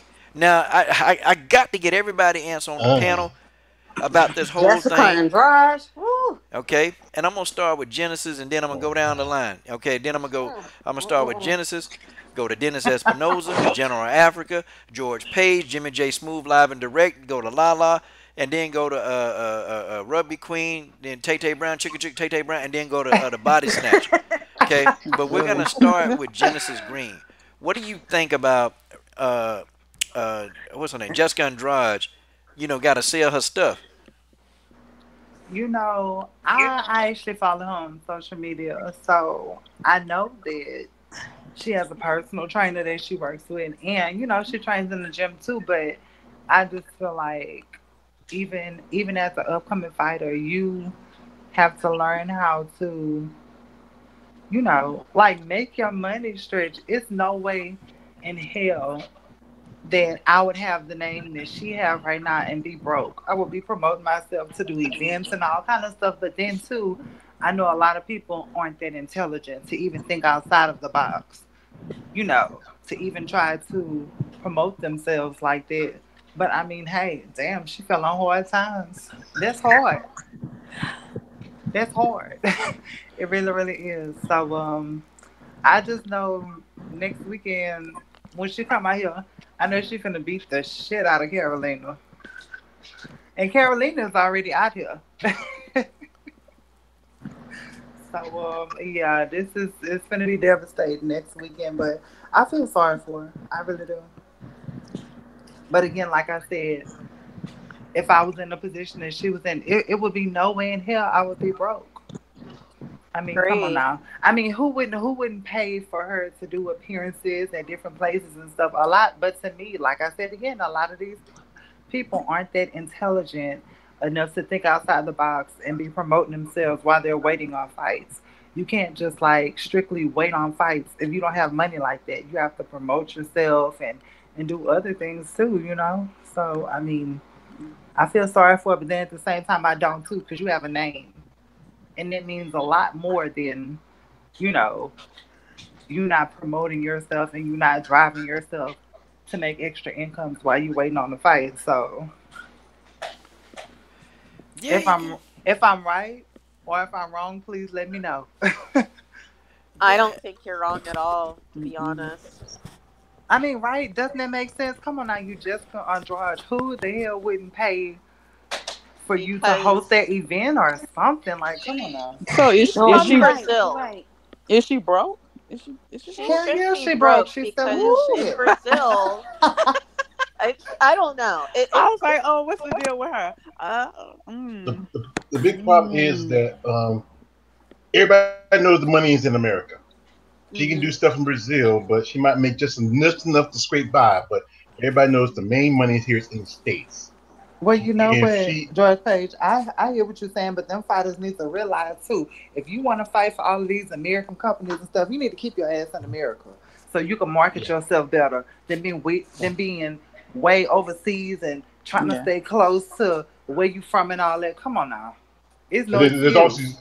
there's also back in the day a lot of big time celebrities get commercials overseas because they will pay more because there's an old saying in Hollywood, you know, if you do commercials in America, especially if you're an American actor, it's bad for your career. But she knows that she should know that. I mean, she might can do a good live in Brazil, but the real bank is here in the States, Yeah, and then Mhm. she. also you can go over Yep, she needs to and be in. She needs to be in the states. She do. Mhm. Mhm. also like again, she can go overseas because sometimes some of these companies will pay you more, especially like I remember who was it? Kevin Costner. He did a commercial for a shoe company. He got paid $20 million. You know, and and like I said, like Eddie Murphy, he did a commercial for a car company. A No. lot of celebrities do commercials overseas and Look, got we paid. look. We talking about fighters right now. We ain't talking about actors, I okay? know, but she has a name. Oh, It's just she's a celebrity. She has a name, and she can use it. preach. Yeah, And cause I. and Yeah, if I anybody can understand. go, like you said again, you said she has a name, Yeah, and she she can do. use it anywhere. Yes. She need to be realistic Yes. too.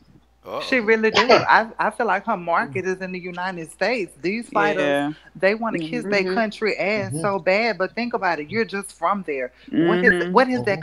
What has that You live country here. actually done for you? You Have got they bills. support? Well, Be real. Have you they gotta supported you like ask that to Have Cyborg. they supported you like financially? They do a lot for Cyborg. They buy her fights. Now I got to tell Yeah, you that. I yeah. understand that They don't that buy. much, but I'm just saying, like, come on now. And then she don't They want don't to be buy like Amanda fights though. she don't want to end up like Amanda Nunes. You love from your home country. Cyborg. She's going around. Cyborg's in she go to Indonesia. She travels the world, and she does pretty good. And Yeah, and we she gotta call we make herself call we known. call yeah, Let me jump and in we here right quick. call yeah, Let me jump. and we call Go ahead. Let me jump in here right quick. And Genesis made a great point, man. Look, what we doing here, we support these ladies, we support these fighters. Mm-hmm. Look how busy Cris Cyborg is, and she still Mm-hmm. had the wherewithal. She still had found the time to come on and give Coach her time.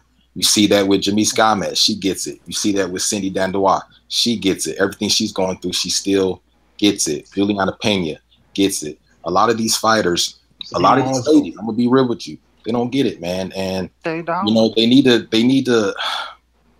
get away from some of these managers, whoever their PR people are.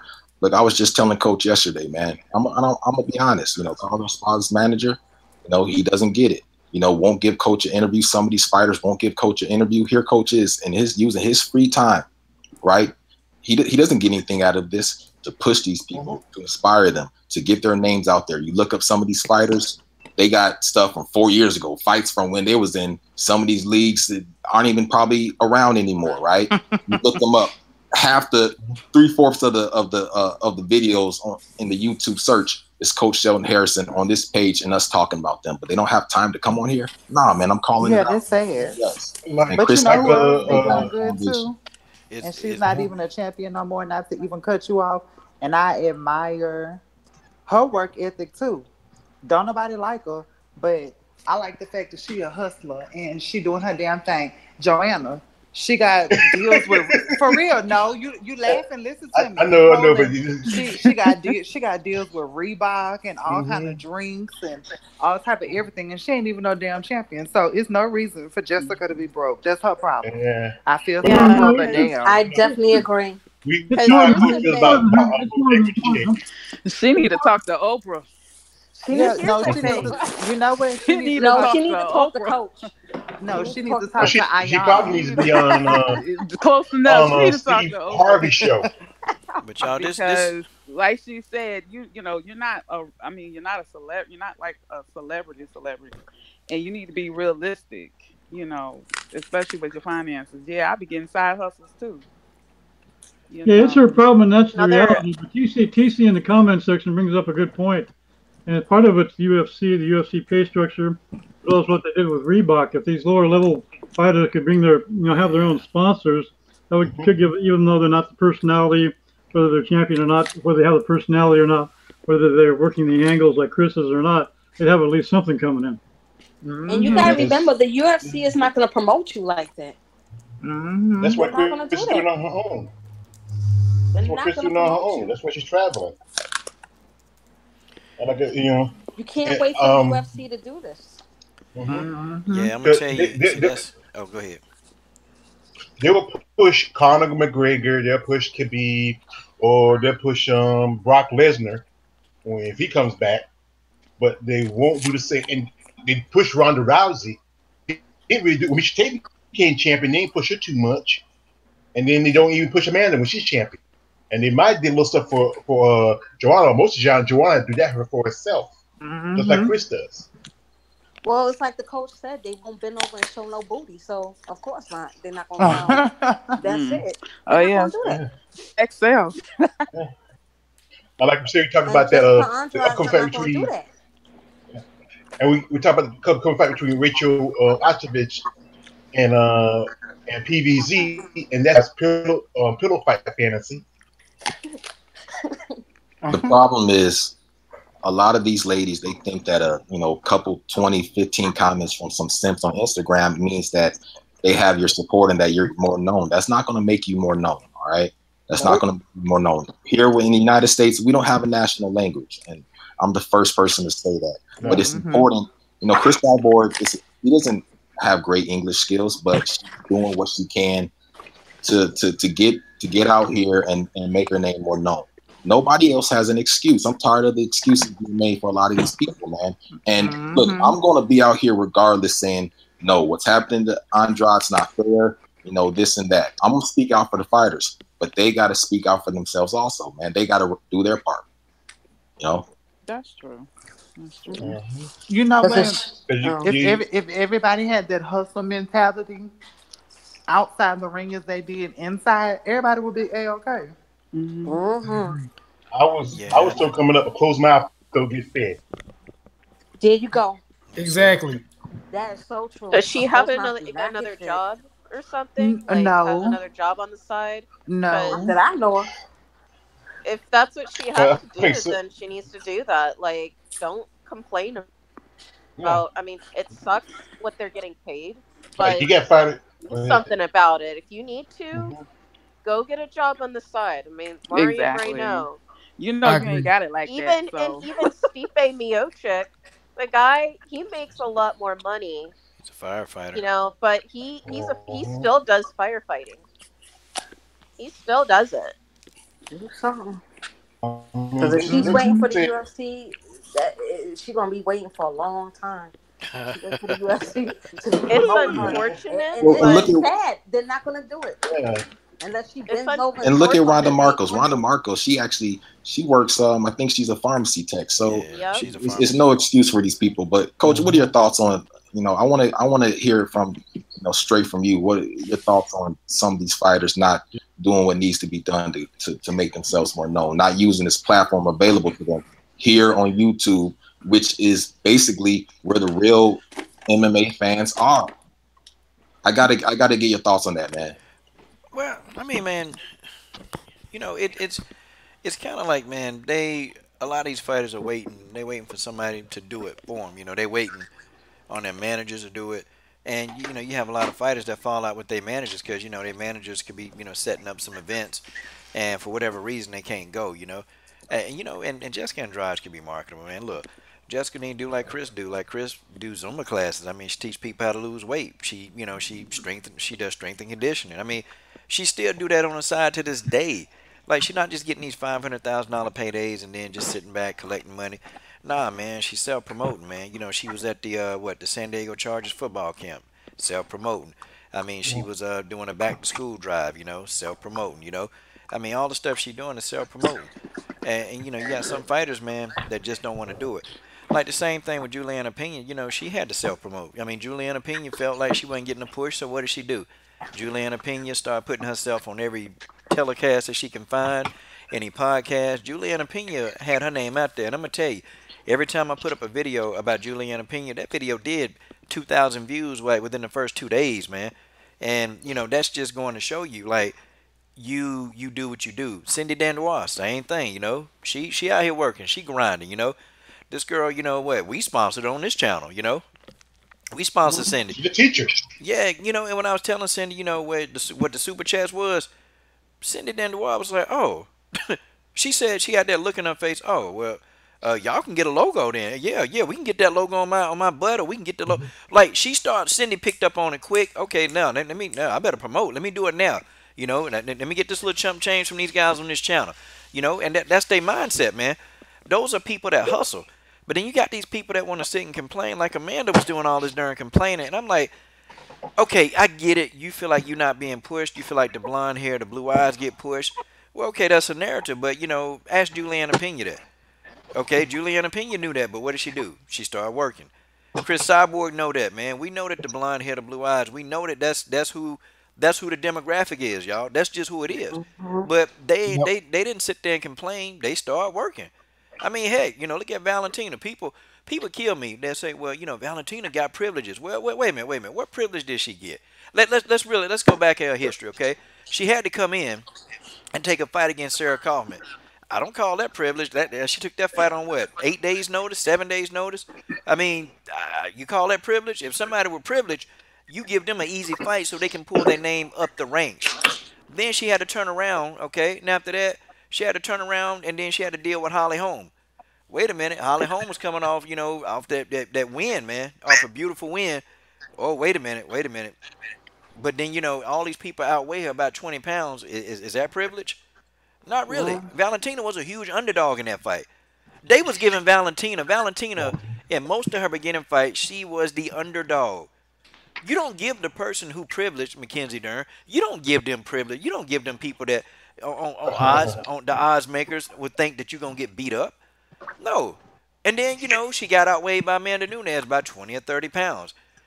Juliana Pena outweighed about 20 pounds. I mean, are all these fights privileged fights that you got to fight all these people? No. You want to know somebody who privileged? I mean, let's look at Mackenzie Dern. Let's look at Paige Van Zandt. Let's look at these fights. These people, they privileged. If you want to talk about privilege, Valentina been working, man. She been out there, man. Look, she taking opportunities. They give Roger a list of things. And, all of these fighters, the UFC, and come to find out, that they present these fighters with different opportunities. And you know, some people they turn this stuff down. I'm talking about media engagements where they can make a little chump change. You know, like getting on shows that Valentina not turning these opportunities down. She taking them, and they're presenting these opportunities to a lot of the fighters.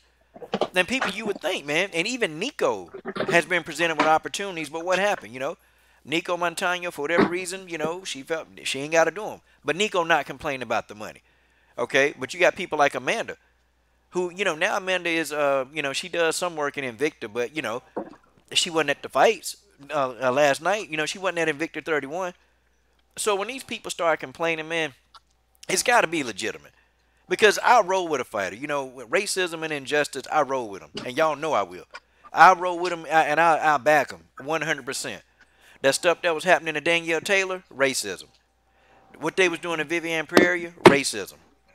What they was doing to Cris Cyborg, straight up racism. Blatant racism. Okay, it's right there in your face. I back them. But now if you just gonna holler at me, this blonde hair, blue eyed girl, she getting all opportunities. But then you sitting on your butt, I ain't trying to hear that. I ain't trying to hear that. You got to do something. Okay, you got to do something. You got to make your name known. And you can't think that you are the GOAT, like that you can demand, the stall fights. I mean, what are you doing? What are you doing? What are you doing? I roll with them. See, we bring a dynamic to this channel where we ain't afraid to call it. We ain't afraid to call it out. We not afraid to call out this race, and we'll call that mess out. That's what makes this panel makes us very unique. That we will call out anything that's wrong.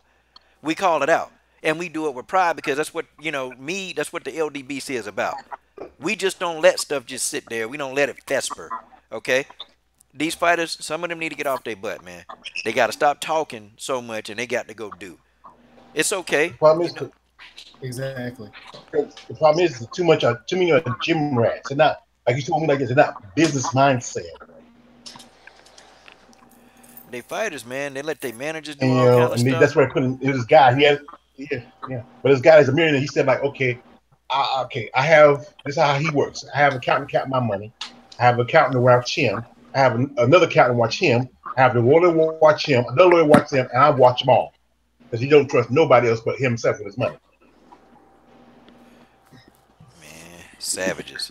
That's all I gotta tell you. Yo, coach. Yes, sir. Yo, coach. What do you think about her fighting more often throughout the year?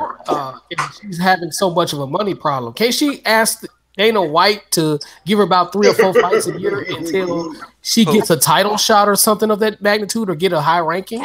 Who is this? Boy, bye. No. We're talking about Jessica Andrade. Good luck with You that. know what?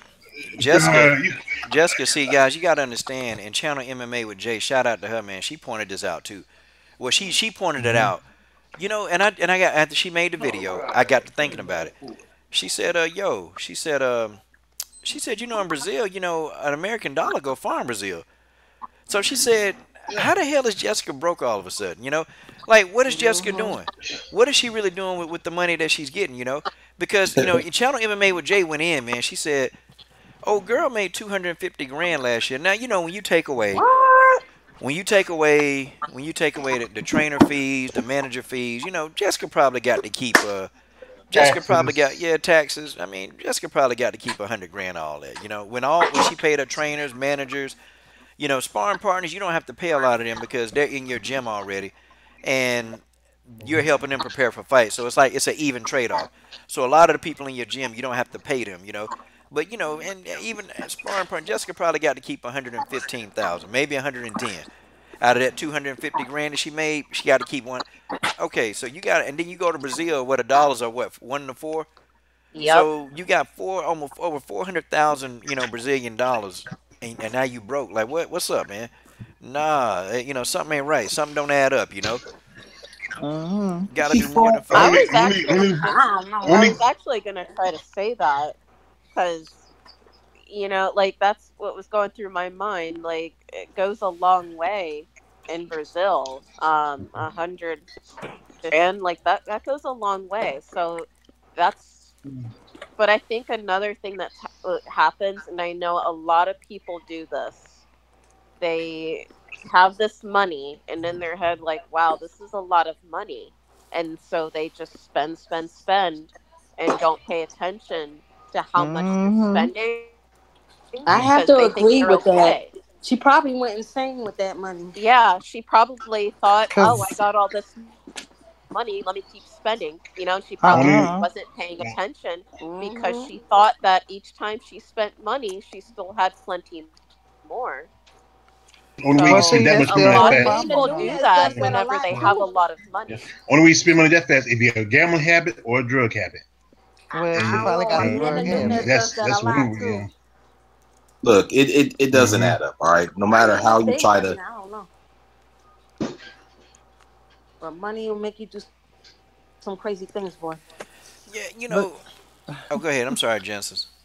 oh no, no, I'm just gonna say too, and a lot of times with a lot of them that's from Brazil and all that, that's the first time they ever had money like that. So you can't Yep. expect somebody that never had no money like that to know how to manage that. Mm-hmm. And she probably doesn't know how to manage it. I just don't think she has ever Mm-hmm. learned how to manage it. Of course she It don't. I make tell you, she ain't seen that it, bright. it takes me back But to old. there should It be takes me back somebody to in her. old Chappelle skit.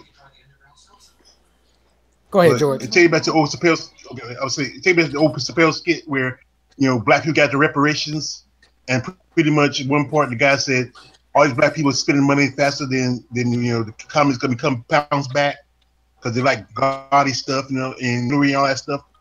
Just either spend friends and girlfriend. She might be helping out family members that come didn't do crap for when she was coming up with their hands out. And sometimes that happens too.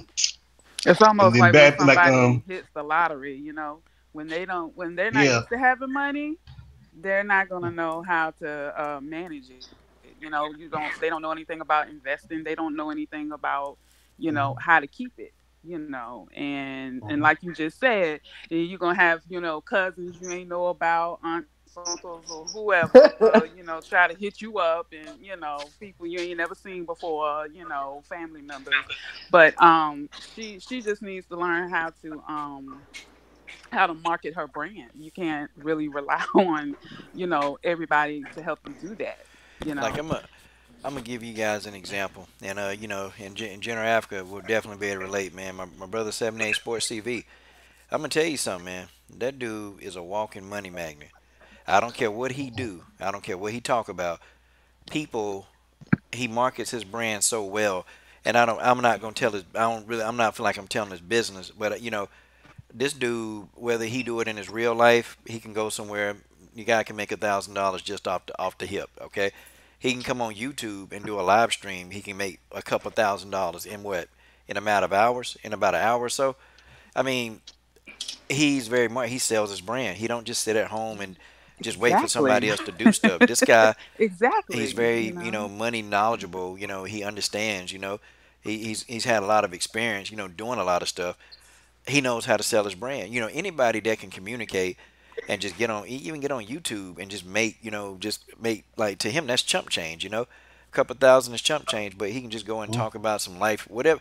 Dude, this dude can talk about I fishing use that chump and change. he can make that kind of money. But he's selling his brand. He created the LDBC. He created that. That's his brand. It was a ground floor Hmm. opportunity. We all got in, and it's like, that brand, is one of the reasons, that, I can revert people back to our website. And when I tell people, hey, I'm an interviewer for LDBCsports.com, a lot of fighters, they go to the website and I immediately, get a time when they want to interview. And, I got, guys like Dennis helping me out, but also having the brand to send fighters back to, it pretty much legitimizes what we're doing here. So they just don't think that I'm just some guy on YouTube that's just got a channel, that's just some fan. Oh, wait a minute, he really does have a website. Well, that's the brainchild of 78. In general, let me get your thoughts on all of that, man. Yeah, I mean, facts. When you give to others, you give to yourselves, man. And too many people have this mentality of scarcity. They had this bucket of crabs mentality. For years, 7-8, Blood, and many others, the groundbreakers, the godfathers, the creators of the LDBC. They made a few videos, a week and whatnot, and they had their supporters. But as soon as 7-8 and Blood and the other founding fathers started the LDBC, and they created this base, they created this brand, everything got bigger. Everything, they really people showed how much support that they really have. And when Kenny Porter made those comments about how, what do the fans know when the fans are broken, this and that, the fans showed out. And, a lot of fighters can learn from that. Don't disrespect the fans. I think Jessica Andrade, but this is not just her. I'm not trying to pick on her, but this is, in the fact of the matter is that many people like herself and others, they get this mentality that they can just go by off of their skills. Well, I mean, I wish that the skills were the only thing that paid the bills, but it's not the case. You have to market yourself. You have to have some type of intelligence. And it sounds like I'm being a bully when I say this, but it's correct. Some of these fighters are slow and they don't get it. Jessica Andrade fought 3 times in 2017, once already in 2018. So that's 4 times in a little bit over a year. And she's struggling with cash. Doesn't she live with her family? There's nothing wrong with being a fighter or still, staying with your family and whatnot. There's nothing wrong with that. But where's the money going? Child MMA with Jay, she posed some good questions. These fighters don't get it. You got to market yourself, man. You got to take the advantage. It sounds like a broken record, but you got to take advantage of the opportunities available to you, man. Well, that's why I always, whenever I can share a link from Coach, I share a link behind the scenes. Shout out to Dennis, for putting in that work behind the scenes. I be doing the same thing, trying to give these fighters these opportunities. They got to take advantage of it. And I tell you, man, we now to come get this work mobcast, man. That's gonna be like the nucleus. Like, we're gonna grow that, and part of the idea for that whole thing, man, is like get it to the point where the channel can actually make proceeds, and then some of us go to fights, like actually go and actually be pay your expenses and pay you to go. Like that's kind of like where I want to go with it, because I see a lot of people now, going to the fights is a thing, and we just, but that's down the road, after we put in, hours and hours and days of work, to get it established, but to come get this work mobcast it's slowly growing, but eventually though, I think, when we get that one video they catch on, then people just start flocking to the channel. I think it's gonna grow like rapidly. It's gonna grow quick. So I mean, that's the whole goal, use come get this work to have discussions, a whole bunch of different things, talking about the state of MMA, because people don't talk about it, and people really don't talk about the women like that. Like, we're the only ones, really on YouTube, to be honest. Like, we're having a live stream about the women in MMA. We're having a live stream. Like, come on, people don't do that. Yeah, and people rarely like somebody pointed out that, like, let's say that they calling women's like a sideshow to the UFC. Kind of like with WWE, how it used to be the women were kind of like there, but now they wasn't just a month or so ago. They had their first all women's pay-per-view card. Well, and then also, all of a sudden the simps want to come out the woodwork when it comes to Nico Montano. The fake Nunez fans want to come out to work. They want to come out to work. Valentina, she's not on code enough. She doesn't answer the questions that that the simps want her to answer. When these reporters and the mainstream news reporters, they ask Valentina about, these controversial topics and try and get her to, attack people like you and I. She doesn't answer that. No, I love everybody.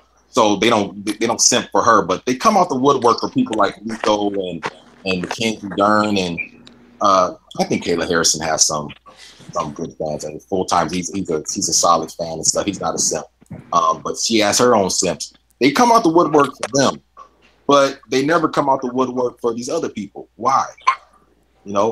Why not? But you want to come here and call Coach bias. You want to call me biased. Why is your bias more important than mine?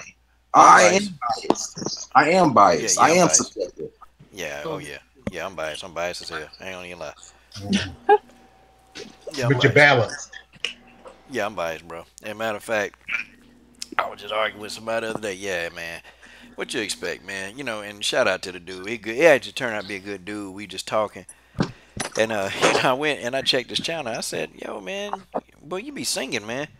He said, yeah, I got some skills. And, we just kind of laughed it off. I said, but yeah, man, I'm biased, man. I mean, what you expect, man? Like, I don't know a person that's not. Everybody got a bias, man. We all have them, man. It don't matter if you're the most fair person, because when I always wonder when somebody, they say you biased when you talk about their fighter. Look, I'm not here, to try to appease people over their favorite fighters. Look, if ducking or being scary, that's a no-no. That's a big no-no for me, and what we talking in LDBC, and it's a big no-no. Okay, I can't tolerate it. I can't roll with a fighter like that. I was rolling with Megan Anderson when she got scared with Cris Cyborg. I jumped off the train because everybody want to put the race tag and, oh, you racist. Shut up. Ain't nobody racist. Look, I do that for everybody. Because if that was the case, then I would have just gave Amanda a pass. I gave Amanda that work. I gave Jermaine Durand that work because they was acting scary. Don't come at me talking about, hey, I want to be the best, but then, they put somebody in your face and you don't want to fight them. I'm not trying to hit that. When a fighter act like they scary, when they act like they don't want to fight, then that's all she wrote. Like when Juliana Pena was acting like she didn't want to deal with Valentina, I gave Juliana that word. But then what happened when Juliana took the fight and Juliana went in there like a G and she did the best she could? Guess what? I ain't got no issue with Juliana Pena. And then Juliana Pena came on the show and called out Valentina. Look, I need to get that work to get that rematch. See, I have no issue with that. Now, see, my opinion can change of a fighter when they start stepping up and they start taking the fights they supposed to take. Don't be stalling fans out. That whole thing with GDR and Megan Anderson, that was a joke, man. Come on, those guys, they're an embarrassment to women's MMA. They're an embarrassment, okay? How you gonna have the biggest fight of your career? Coach. The biggest fight, yeah. Coach. I gotta go. I gotta go to work. Okay. All right, Rubby. All right, Rubby. Get off of here. I'm gonna hit you up behind. I'm gonna hit you up behind the scenes, girl. Okay, I gotta ask you a question about another video. And she's out. Rugby Queen, the legendary Rugby Queen. Go subscribe to the channel. AKA Guitar Babe. When she makes a video, she be going in. But yeah, y'all. So just what I was saying. Everybody getting that work, man. They gotta get it. Or if not, then who's gonna hold them accountable, man? We can't let this turn out like boxing. We can't let them do that, y'all. We can't, because by the time you turn around, man, then you have Dana White sitting there taking instructions, from these people. Well, I don't want to fight this person. Well, you heard them. They said they don't want to fight this person. Nah, man. Nah. I ain't trying to hear that, man. Nope. We want to see the best fight the best. That's what we do here. We want the best to fight the best. That's just it. And see what, and one more thing, Coach. Me and Coach talk all the time behind the scenes, and we've, from the beginning, we've realized that, look, man, our channels, the way that we do things, and pretty much most of the channels and the entire LDBC and people that support us, man, look, a lot of our channels aren't going to grow that fast. It just is the way. That is the way it is, because we're biased and we're not going to kiss anybody's behind. And a lot of fighters, they're afraid to come on here. They're afraid to get challenged. That's why I had to give my salute to Juliana Pena for coming on. Coach chopped it up with her, and I think I forgot she said something, but you had to you rebutted her a little bit, and it was a good exchange, and that's the beautiful thing about it. You can chop it up. But a lot of these fighters, they're afraid. I don't know why they're so intimidated, man. They're afraid to get asked the right questions. Well, that's just the way it is. We're going to build our channels the right way, and it's proven that it works. It might take a little bit longer than some of these other people kissing people's butts, like those two coons that gave Andrew KGB Lee. I'm sorry, Robert E. Lee. What was it? The slip and drip, or the dirt and the dirt and muck. My podcast, whatever it was. Beavis and Butthead. They'll get a few in there, but see, that doesn't last. They never last. And as soon as these people, yeah, and look, we're used to this in the LDBC. We're used to people coming out of the woodwork, attacking us, trying to cipher off people from us. But as soon as their favorite fighter loses, they deleting their channels. Look, we ain't going nowhere. I ain't deleting my channel. If I get a pick wrong, I was wrong. I don't have to be right. I'm not coming on here to be some type of guru that's always right. I'm the first person to say, look, I'm just a fan. I'm just an everyday dude that comes on here and make videos. Yeah, I know a lot about a lot of stuff, but knowledge is different than wisdom. But I do try to spread my wisdom and spread my form of truth. But I'm not going to come on here and change who I am or ask somebody else to change who they are. Just turn off the station, man. or don't come through at all. Salute to the fighters that get it. Salute to Valentina's manager, Roger. He gets it. You know what I'm saying? He watches a lot of our videos behind the scenes. He gets it, man. He's not afraid to put his fighter in situations where they may be questioned. They might get the hard questions. That's the way it's supposed to be. That's the way it's supposed to be. And the thing is, I think too many fighters, they have managers that want to give them softball. Want people to give them the easy stuff instead of like challenge them, you know, push them a little bit. See where their mindset is at. You want to say, hey, you want to take on this person. Who you want to do? What you want to, where you going to go? Or what's life after? You know, just in depth. They just want just to put them out like, you know, like up in the front of in your living room. Everybody looks at it. It's a nice picture, but they don't really, you know, say anything. Hey, you know, really constructive about the picture, and that's the problem. You know, with some fighters, those fighters they're the ones you put out and walked around like a dog at a dog show. I mean, you know, people like Paige Van Zandt and Michelle Waters and the Super Sage Saiyan Northcutt and all those other fighters. I mean, but then you got people like Valentina and Juliana and you know, those that step up and just really say, you know what, just throw it at me. I can take it. You know. Yeah, man. I mean, hey, good breakdown. Okay, now the next thing I'm gonna talk about, man, and this has been a common thing around this particular channel, okay, and I'm gonna address it, and then you know we're probably we don't roll in here about 2 hours, and it's something I know that everybody can address, okay. It's about, you know, disagreeing. Now, I gotta ask the panel, and I should have asked Ruby Queen before she left, but you know she really did have to go.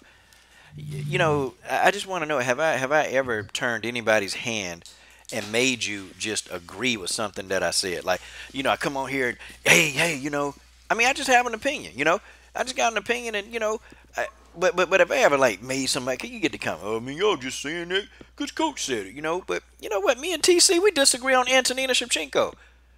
But look, TC, look, man, the guy, he's a moderator in the stream, you know, and he stops all the BS from coming through, man. You know, TC, you know, is pretty legit with that wrench. I mean, we argue all the time. Me and TJ347, we always argue. Okay, me and Mercy, God, dog, we had a knockdown drag out argument. I mean, what the heck, y'all? Like, am I twisting anybody's arm just to make you say something that I want you to say? Like, have I ever called somebody behind the scenes and say that? Like, I mean, at one time. Go ahead, Coach, George. I mean, at one time, you put me in a noogie in a headlock and tried. But no, Coach, you put your point of view, and that's your point of view, and we never have a problem with it. And you gotta remember, a lot of people can't handle the truth. You know, some people just can't handle it. So. It's about personal maturity and how secure you are within yourself. An insecure person will get their value in being right or thinking they're right and wanting to think they're right and trying to. If I'm convinced in my perspective, I don't need to fight about it. I know what I know, and I know that I know, and we can discuss it. We can debate. We can have a heated debate, but we're not going to walk away from it with hurt feelings or anything like that, because you know, as mature people, we're secure in ourselves. And I'm going to do a series of videos on insecurity. I've started that, but that's one of the aspects in hearing the conversation that I thought about. You know, personal security, not knowing who we are and not being secure in ourselves, cause a lot of issues. That's the biggest problem Sims have. If their fighter doesn't win, their self-worth is destroyed because they get their self-worth from the wrong source. So that's something I'll be getting into in some of my own videos as I crank my own videos up. You know, mature people can agree to disagree and walk away and be fine. Dennis, I'm definitely looking forward. Dennis, I'm definitely looking forward to that, brother. Definitely, man. Yeah, so make sure y'all subscribe to the man, the legend, Dennis Espinosa, man. That's my brother, and man, I'm looking forward to your videos on social issues and just everything. Yeah, I got started your input. I need to work my polish on my delivery. I'm not a National Enquirer person. I don't, you know, do a lot of hype or anything. And probably my voice is pretty boring, really. sort of monotone. I don't have the natural personality for it. I'm putting some stuff up there. I have 2 videos up there now. Any critical feedback you can give me is great because I need to just polish my act up. Thanks. Well, I'll tell you what, Yeah, 30 because I was seconds of saying, you talking is worth more than 30 minutes from a lot. So definitely, man, go make sure y'all check out Dennis Espinosa. Yeah, I'm already. Thank yeah, you, because John. Oh my God, much appreciated. I was talking to him like to the emails. I think about. I'm still trying to think about what I want to do, and I was bouncing stuff off of him. I'm still. I have a lot of things in my head. I want to put it out there, but I just don't know how to really do it. I mean, I read it through my in my head and to myself in a scenario, but then it comes down to put it on video. It's just to come out right as I wanted to. So that I have some videos that I just edit and just forget about it. I'll start over again. Yeah, and me and Coach disagreed on Daniel Cormier having power to heavyweight, even though I feel like his knockout percentage is much better at heavyweight than anywhere else. But we've disagreed a few times. You know what I'm saying?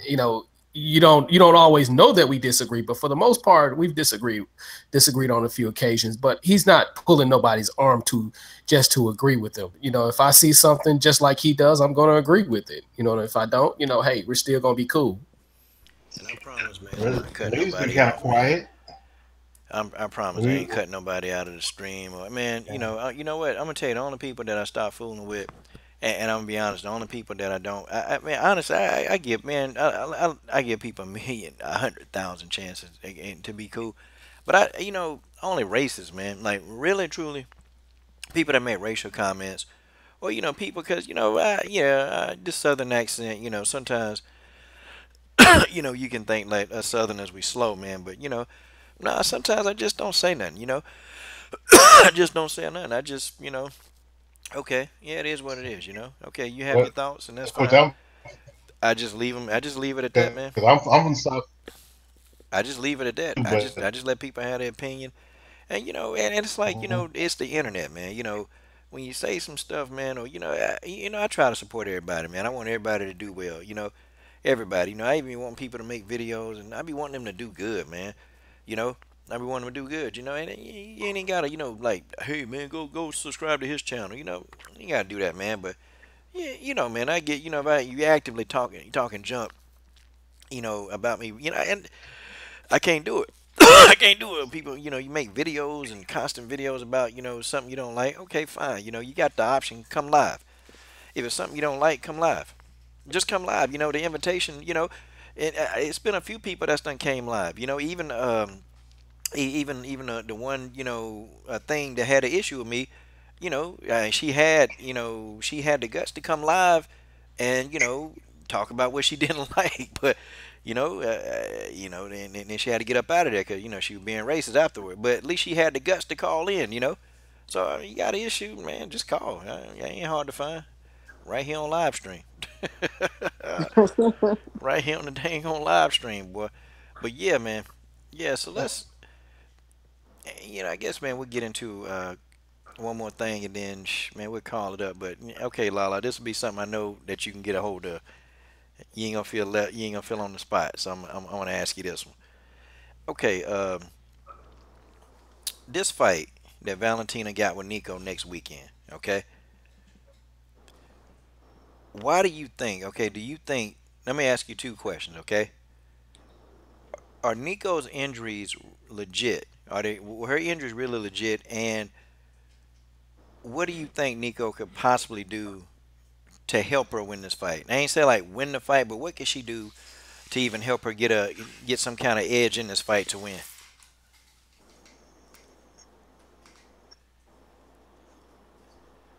Okay. She might be so she's on mute. yeah, I yeah. fell asleep. Yeah, Lala, you got yourself on mute, sister. Okay. Tell you what, we'll shift that over to Tay Brown. What's up? She said, "What's up?" Hey, what do you think Nico could do? Like, what is there anything else in your opinion? Like, what could Nico actually do to give herself a chance in this fight versus the Bullet? Because she's a huge underdog in this fight, and you know what? Every day that those numbers are going up. Well, she can stop being delusional and saying that she's gonna knock Valentina out in the first round. First of all, uh, I mean, I'm not saying that anything can happen in the octagon, but I really think Valentina is really gonna wipe the floor with this girl. I really think she is. I mean, the way she was talking, I remember listening to the live stream last night. She's saying that, I really wanted to fight Sarge instead of Valentina. That's not, coming from, I mean, from a champion that says that, she does not sound very sure about this fight that she's going to win. And, she's saying that, oh, I'd rather fight Sarge first than the Valentina. I mean, you're the champion. You're supposed to be prepared for everything. A real champion is supposed to be fighting the best. Not saying that, well, I'd rather fight Sarge or, I'd rather fight somebody else than Valentina. She sounds very unsure of herself. And I got a feeling on September 8th, we're going to have a new champion. God That's how I dog. see it. Okay. That's how I see it, Is Lala back? Yeah, I'm back. I'm sorry. Hey. My favorite person on the planet. It's rare that I get you on live stream, so I'm taking full advantage of this. Busy. So Lala, my just what do you think? Okay, like what do you really think that Nico could do in this fight versus Valentina? Like what can she do to try to help her chances? I mean, if she's not mentally in it, she ain't got a chance. I mean, like what the sister just previously said, she's not gonna knock nobody out. It's good. You want to sit up here and tell yourself that, to soup yourself up. But I don't really think it's too much she can, because I don't really think I don't think she wants to fight her anyway. So it's nothing really that she can do. Even even if she was mentally there, I still don't think I don't think it's gonna happen. That it's just it's not. I can't see it. If she's even gonna fight, I'm just wondering if she's gonna pull out. Is she gonna fight? So we ain't even got to that part. If she's even gonna make the fight, so Lala don't even know she coming to the darn fight. I'm just saying. God dog. No, because the way she was talking, I mean, nah, man. You're a hater. I'm not being a hater. I'm just saying. Yeah, I mean, Tay, you being real mean to Nico. Tay just I'm not keeping it real. I mean, keeping it real. That's all. I'm keeping it real. It's That's no all. hating. Keeping it 100. I mean, You know what? I I said love that it. she Keep was it like 100. Sarge than Valentina. Oh Lord, man, we didn't got Genesis started. Now Genesis gonna be mean. Because you know what? I know Sarge, and I don't know why she act like it's gonna be an easier fight. Sarge go dig in that ass.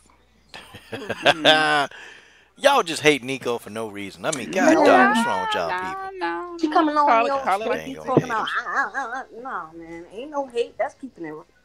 Man, y'all ain't keeping it real. Y'all, I'm gonna tell you what y'all doing. Y'all just jealous of Nico because Nico got that belt. You know what, Coach? You're right. Coach, women are the cattiest creatures in the world when it comes down to one So, another. man. This don't sound like a champion that's ready to go in the octagon. So don't. And then with Valentine on top, I mean, come on, Nah, man. No. TC Johnson said, "Bring a pistol." That's what he said. She better get a pistol. Exactly. TC a savage boy. And what makes you think she can play chess with Valentina? She can't play chess with Valentina. She can't play with a master. Those Russians are good with chess. Not gonna work. Man, that's not gonna work. Man, I tell y'all what, man. I think y'all should be a damn shame of yourself for this. I mean, y'all need where are the videos? Right. Where are the videos of y'all, trying to help Nico get through all of this? I mean, come on. Man, myself. Coach, you should know better. Women would tear each other down faster than anything. Yeah, especially. Wait. Damn, Genesis. I'm disappointed.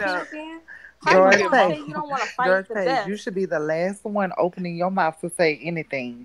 Uh-oh. I Coach, say coach anything I is like. coach instigating. That's all. That's I'm all he just I playing know doing. with he y'all. instigating. He gonna He get beat up too. instigating. He I'm instigating just. and wonder why he got We're trolling. men, and this is how we see it. Women, y'all have a catty nature. No, This guy told me years Valentina ago, giving like her this. nightmares, honey. Yeah. Like I said, Yeah, like Valentina that is this. Freddy Krueger. that was She, messed up, she's man. How not. the UFC did it, boy. That you know, like One, they, two, y'all, Valentine's coming for I you. mean, Dana White can't be like, hey, like broke him up a little bit. But when she put her fist up like that, and you see how her bicep was, I think Nick was like looking up and down, like she was short, like Bernie Mac, like it was like reverse. She was looking Nico up and down like she was short, like Bernie Mac said in Kings of Comedy. but the I UFC, mean, man, they did Nico wrong. Though. I'm gonna tell you, they did her wrong in that promo, cause it was like, okay, I'm like, oh, this is a good promo. Then they tell me, yeah, Nico finally realized her dreams. Okay, I'm gonna say it like they said. oh my god, Nico Montano finally realizes her dreams. Be the Yeah. UFC like flyweight champion. Hold up. Nico Montano finally realizes her dreams to become the flyweight champion of the world. But she's got one nightmare in Valentina Shevchenko coming to take the title from her. Nico Montano, Valentina Shevchenko, UFC 228, September the 8th. I'm like, man, the all he UFC needs done that. already. The UFC done pretty much already said, oh man, this is what we think. Crap. Well, Nico, we're gonna promote you, but we're gonna say you taking a butt whipping though. And that's literally what they said. So I'm like, girl, the UFC don't support you. Oh, You got, only people that support her are the real diehard fans that think she gonna win. And you know what? Okay, cool.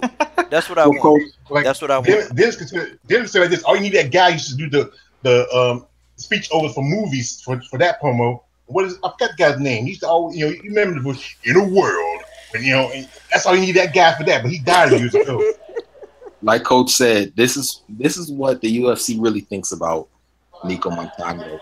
This is what those people that she gives access to, those interviews to that ask these slick questions, really just referencing Coach and us, asking, "Oh, what do you think about these people saying you're afraid?" It's not a thought; she is afraid, but that's what they give her these cupcake questions, and then once she's gone, as soon as the door closes, they're putting out a promo talking about how Valentina Shevchenko is her biggest nightmare. Of course. You thought that they were going to stand by you? You thought that they were just going to leave it as some cupcake questions, and then they weren't going to show you how they really feel? Nah, man. And that's the thing. If Nico Montano's fans get blocked on Instagram, I don't know if I want to be a fan. I'm just going to put it like that. man. See, I think when this fight over, this is gonna prove a lot whether people deal with Nico or not. I think people are worried if Nico gonna get in that octagon, and I think that people will stop. Really, because Nico brought look. What, supporting her? You know, Probably. this the Some of thing. them. This the thing. I fans can be understanding. Like fans can be selfish. Fans can be understanding. I would have been understanding if she just would have said, you know what, I'm injured. But I really that's the fight that I want. I want Valentina.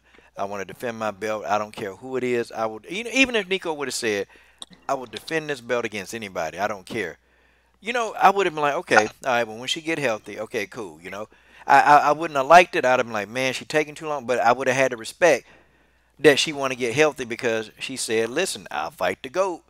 I'll fight the goat. So hey, I have no issue with that. But when you come out and you say, well, listen.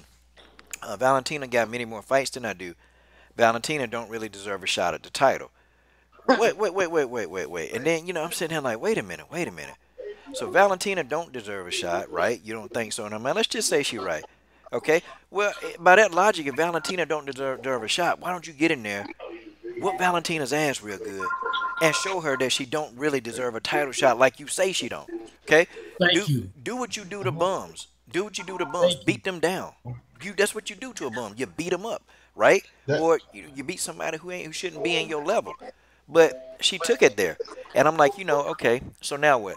And then in the interview, and I caught a lot of flack for that interview. I'm like, yo, this girl just said, they asked her, hey, well, you know what? Who would you want to fight? I mean, did you really want to fight Valentina? And to that extent, she said, well, when they asked her who would she rather be fighting, she said, Sarge.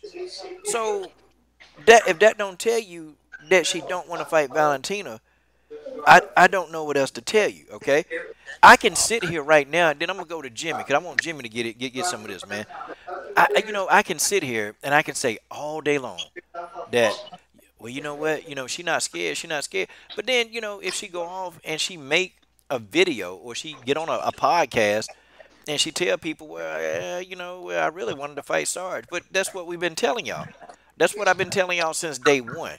Okay, and I want y'all to listen for a minute. Okay, I'm gonna play this again, and you guys give me. And I'm gonna start with Jimmy J. Okay, y'all give me your interpretation of what this means. Okay, everybody, let's put yourself on mute so everybody in the comment thread can hear it. Okay. Hello. Hello. Yeah. Hey, everybody, do me a favor. I'm gonna play this. I'm gonna play this Make Nico sure y'all throw Montano. yourself on mute too. Yeah. I'm gonna do this Nico Montano sound clip. Okay. Let me see who it is. Somebody in the background back there. Yeah, guys. All right, y'all put yourself on mute. I'm gonna play this Nico Montano clip, and then you guys tell me what y'all think about it. Okay. Genesis over there chilling. Okay, all right. Here it is. Okay, listen carefully. All right, let me see. And so, in regards to your opponent, I mean, do you feel that was that the matchup that you really, when you won the championship, was that the matchup that you saw that would eventually come together, or you thought that was the most appropriate opponent, or is there anyone else that you had in mind that you were targeting? Yeah, I mean, obviously Sarge, but that's not the way it happened, so. Okay, I'm going to play it one more time, and then I'm going to get you guys' opinion, okay? Starting with Jimmy J. Smooth. And so, in regards to your opponent, I mean, do you feel that, was that the matchup that you really, when you won the championship, was that the matchup that you saw that would eventually come together, or you thought that was the most appropriate opponent, or is there anyone else that you had in mind that you were targeting? Yeah, I mean, obviously Sarge, but that's not the way it happened, so. Okay, starting with Jimmy J. Smooth, okay? What do you think about that, man? What do you think about what she just Sounds said? like she don't want no smoke with Valentina. Hey, well, Jimmy, I think it's time you just go on and cook on it, man, real good, That's what it man. sounds like to me. So what exactly is giving you that impression, man? Like, if you can elaborate, man. I think it's time you just cook on it, man, real good. That's what it sounds like to me. So what exactly is giving you that impression, man? Like, if you can elaborate, man. Hello? I mean, she just sounds timid to me. She just sounds too timid to me, man. So she sounds like she don't want no smoke, man. That's just the way that is, man. God, dog. Okay, Genesis, you back? Okay, Genesis Green is away from the computer or the phone for a minute. All right, so we'll go ahead and go in on Tay Brown. Like, when you hear that, like, what are you thinking when you hear Nico Montano, in this interview? That's her not being a real champion, because she sounds shaky. She sounds like she about to cry, and she sounds like she don't want no smoke with Valentina. For real, a real champion would not be afraid to fight anybody. If you're the champion, you're supposed to fight the best. You're supposed to fight anybody. And it sounds like she don't want it with Valentina. I mean, I hear her voice. I mean, she's shaky. She sounds nervous. The girl sounds like she about to cry. She don't want it with Valentina. I think this girl knows that she's going to lose September 8th. She's going to lose. She already lost. I mean, for her saying that she wanted to fight Sarge, she already lost. Okay, so. And I'm tired of her calling out my homegirl Sarge now. That still I mean, ain't no why way. are you still calling out Sarge for? Really? Because Sarge gonna beat that ass too. And Sarge ain't got nothing to do with this fight. We talking about Valentina. You sitting up there worried about Sarge. You need to be worried about Valentina. Really? Because Valentina gonna tear that ass up come Saturday. Okay, so who we got over there? Okay, hey, George, what do you think, man? Like, what do you really when you hear that? You know, you as a fight fan, what does that do to you? Lack of courage. That tells me that she's already defeated herself in her head, and gets into the real world. You know, she's gonna lose. Now, if she put up a good fight against Valentina, a convincing fight, that'd be one thing. But I think this girl always set herself up to lose. Okay. My main man, Dennis Espinoza. Yeah, I give her a little more grace because she's a newer fighter. You know, Nunes postponing things is one thing. Dragging her feet, she's an experienced fighter and a champion. Uh, Nico's never been a real champion. She's been a champion in name only. And she would have needed a lot of maturity if she would have done what she should have done and said, "I'm not ready. I'm going to give up the belt right up front." People would have understood that, especially when people know Valentina. Valentina is, like I said earlier, in another stream. You know, she's a killer. She doesn't cut anybody people's slack. She goes in and gets the job done. Gets it done now and gets it done brutally as possible when she can. It's an unfortunate situation for Nico. Hope she doesn't get as badly injured as Coach Yarrow, and she can move on after this. Now you know, I've actually heard the narrative too that this is a mental game that Nico's playing. You know, and I heard it from my girl Channel, and you know, Channel MMA kind of had me thinking, okay, could this be a mental game tactic that she's trying to use to get up under Valentina's skin? I mean, could that be possible? Could Nico have all the confidence in the world right now, and could Nico be playing all of us? Hell no. No. Something like that. It blasts back in her face because she's getting Valentina mad, and Valentina's not like kind of mad person. She's not ABC like with Mackenzie Dern got mad and get knocked out. She's gonna knock her out. And for what she sound like, her voice, no, that's not being sure. And even if she was, she's not getting the Valentina anyway. No. She really just psyching herself out.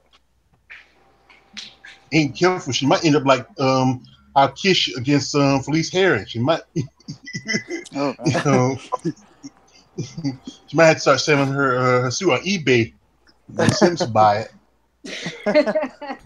I don't think she's gonna end up like that. And never know. Yeah. But the thing I is, might like, Club Lane. The prediction is gonna be pain for her. Pain. But like, yeah, Tay Bond for Rocky. Yeah. Prediction, pain. That's what Nico's gonna feel. Pain. I thought came to be about Nunez too. She's trying to work all the angles. I think she's wondering if Cris will gain more weight by December and have more weight to cut by that time. But it's not going to happen either. Hell no, it ain't going to happen. Cyborg, she's gonna be on point on her weight. I think I never heard anything about her ever missing weight. She's always on point. Missing weight. She had before in the past. Like she did. Having a drastic weight cut. She won't have a drastic weight cut. She's smartened up. She's not gaining as much weight in between fights, and people. It's good that she wised up to that. Yeah, and then like I said, I'm not talking about gaining size, but it only takes maybe at the most 2 or 3 months for strength training. She had that time from the time when she fought Peg Leg Pennington to this point. Get the size. But all she want to do is ride around. I want to know how much muscle mass she thinks she's gonna get. I mean, it just don't make come on. I mean, like I said, I'm a fan of bodybuilding, and I follow the sport. I follow and training. You for that much muscle mass, it don't take you that long. Unless if she's it takes all you gotta do is just a couple extra weights, more reps, and that's about it. 2 or 3 months. That's all you're gonna need to take. You need all that a whole long time, and a good diet and nutrition instead of following eating cupcakes and sitting eating burgers with Nina in a piss smelling RV. Yes, they in the woods somewhere in Colorado. They're Right, not Look, even Nebraska. training right now. this Chris is in the gym busting her That's a ass. good place to train. That's high altitude. That's good for your lungs. That Baby, shit with look, her they sitting stamina. around eating marshmallows and shit. She ain't worried Making about training. s'mores, Nope. You know what? telling ghost If I was stories. her and this was the biggest fight of my life, and they actually gave my dumb ass until December, don't you know I would be training so hard every day so that when I get in there with Chris, I don't give a fuck how good she is. I'm finna tax her ass. You know what I'm Thank saying? you. I'm This is not finna be out on the road like bullshit. Come on now. can I we this is ain't like seen Amanda Nunes in that gym yet. Hell What's she no. waiting for? can we Wow. just she be needs honest? she. Can we just be Look, honest when it comes let's to be honest. Let's be honest. let's just be honest. Amanda Nunes is lying, and that's what Chris Cyborg basically called her that. She's lying, Yep. man. She's a liar when it comes to this stuff. Anybody that's competed or just delved into weight training and stuff like that knows that. Yeah, I mean, George is right. It takes a couple months to get that strength up, but Amanda Nunes is in her 30s. She's not going to make any huge strength or mass gains. She's where her body's going to be. Yeah. That takes years to get down, get to that place. It's taking years for, like Coach alluded to, with some of Cyborg's dieting issues earlier on. Yeah, she's gotten past that. It's taking years. It's taking years of diet. It's taking years General of I training. Africa. mean, Yeah. That's what we my call girl man knows Nunez. how to That's what I say call it. the Come on, lying man. ass. Lying ass. She's That's what I lying, call her, the man. lying ass. Everybody That's It her does name. not. She's lying, man. It She's does not lying. matter. It does not She's matter a how lying much. ass. It does not matter how much muscle mass she put in. She's still gonna go in there with that weak ass fight game. She's gonna get burnt out in the second round, and she just gonna keep getting her ass taxed. As She's if she gonna don't She get walk can out get knocked here beat. out. toothless, man. She can get beat worse Toothless, than everything. Cat Zingano did her. Can anybody Ooh. name? Oh Can my anybody God, name? yes. Here's a question. Can anybody name? Let's do this. Let's do some trivia. In MMA or boxing, name a fighter that's come up in weight or had to, and started claiming, oh, I need to get, All right. build some muscle and get stronger and this and that. That was fighting a legitimate opponent that was bigger than them. So they moved up in weight and actually won. How often? Manny Pacquiao. Manny Pacquiao. Okay, Manny Pacquiao, and that's Oh, why. Pacquiao? No, Pacquiao's a good example, and that's why that's part of the reason why so many people were so surprised that he could go up in weight and still maintain those knockouts. And then you had the PED. He beat Miguel Cotto. It is extremely. Yeah, Miguel Cotto's one of those guys that he had his own. He had his own division too. Him and Canelo. I With was the about to one. say Canelo too, yeah. Yeah, well, yeah, the catchweight king Canelo, right? That's catchweight and Manny Pacquiao. You can throw Cotto in there. All these catchweight kings. Yeah. It's so Angelo. rare. It is so rare that you actually have a fighter that comes up and comes up in division, fights a legitimate opponent. I'm talking about an opponent that could beat them, and they actually won, or their new improved mass came to their advantage. No, if you're gonna move up in weight, you're probably going to use your agility or your speed, stuff like that. You're not going to be trying to outmuscle somebody that already has naturally more muscle than you. Come on. Exactly. He's blind, dude. She could gain 30 pounds of muscle. I want to see how much muscle mass she gonna build. Man, 80% of that would be water weight anyway. She pissed that out. Come on, man. Still walking around with her. Yeah, she's out. It reminds me of one more thing, man. It reminds me of college. Yeah, I played football in high school and college, and you see these guys come to camp with their milk gallon containers full of water. They got out of that waterway, about to piss it all out, looking like some water buffaloes, man. Come on, dude. This mass. Come on, it's BS. She's a liar. And one last quick thing about this mental warfare, narrative. They tried the same thing. They tried to say the same thing about Anthony Joshua. Oh, he's just playing mental warfare. Oh, Lord. Anthony Joshua too. Talk about him. Anthony Joshua not smart. Can't lie me again. Anthony Joshua not that smart, man. Yeah, but you know what? Didn't you say last week? I think he got more water in his body than anything. He got muscles without that much. He goes more water. One last cut thing. like he needs to be. One last thing, George. Nico struggled against Montefiore. She had some knee braces on. I thought she was going to give her one of those knee kicks and cut her face with it, man. Come on. Get out of here. She had a barn burner with Montefiore. She's afraid. Amanda Nunes is afraid, and it's all coming out now. That's it. Her foot really like gonna this. be hurt when she fights Cyborg. For real. Okay, with if you have, go ahead, say. I said her foot really gonna be hurting when she fights Cyborg. Everything else gonna be hurting real good too. Yep. Her Like, foot hey, really this is gonna hurt then. hey, this is old.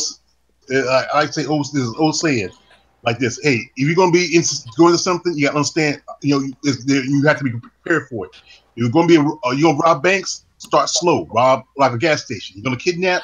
Don't kidnap football players. Kidnap old people. But like I said, this if you're gonna take on a man with no legs and get a foot in your ass, it's not a job for you. True that, y'all. True that. God, dog, boy. This stream been lit. This stream been lit up in here, man.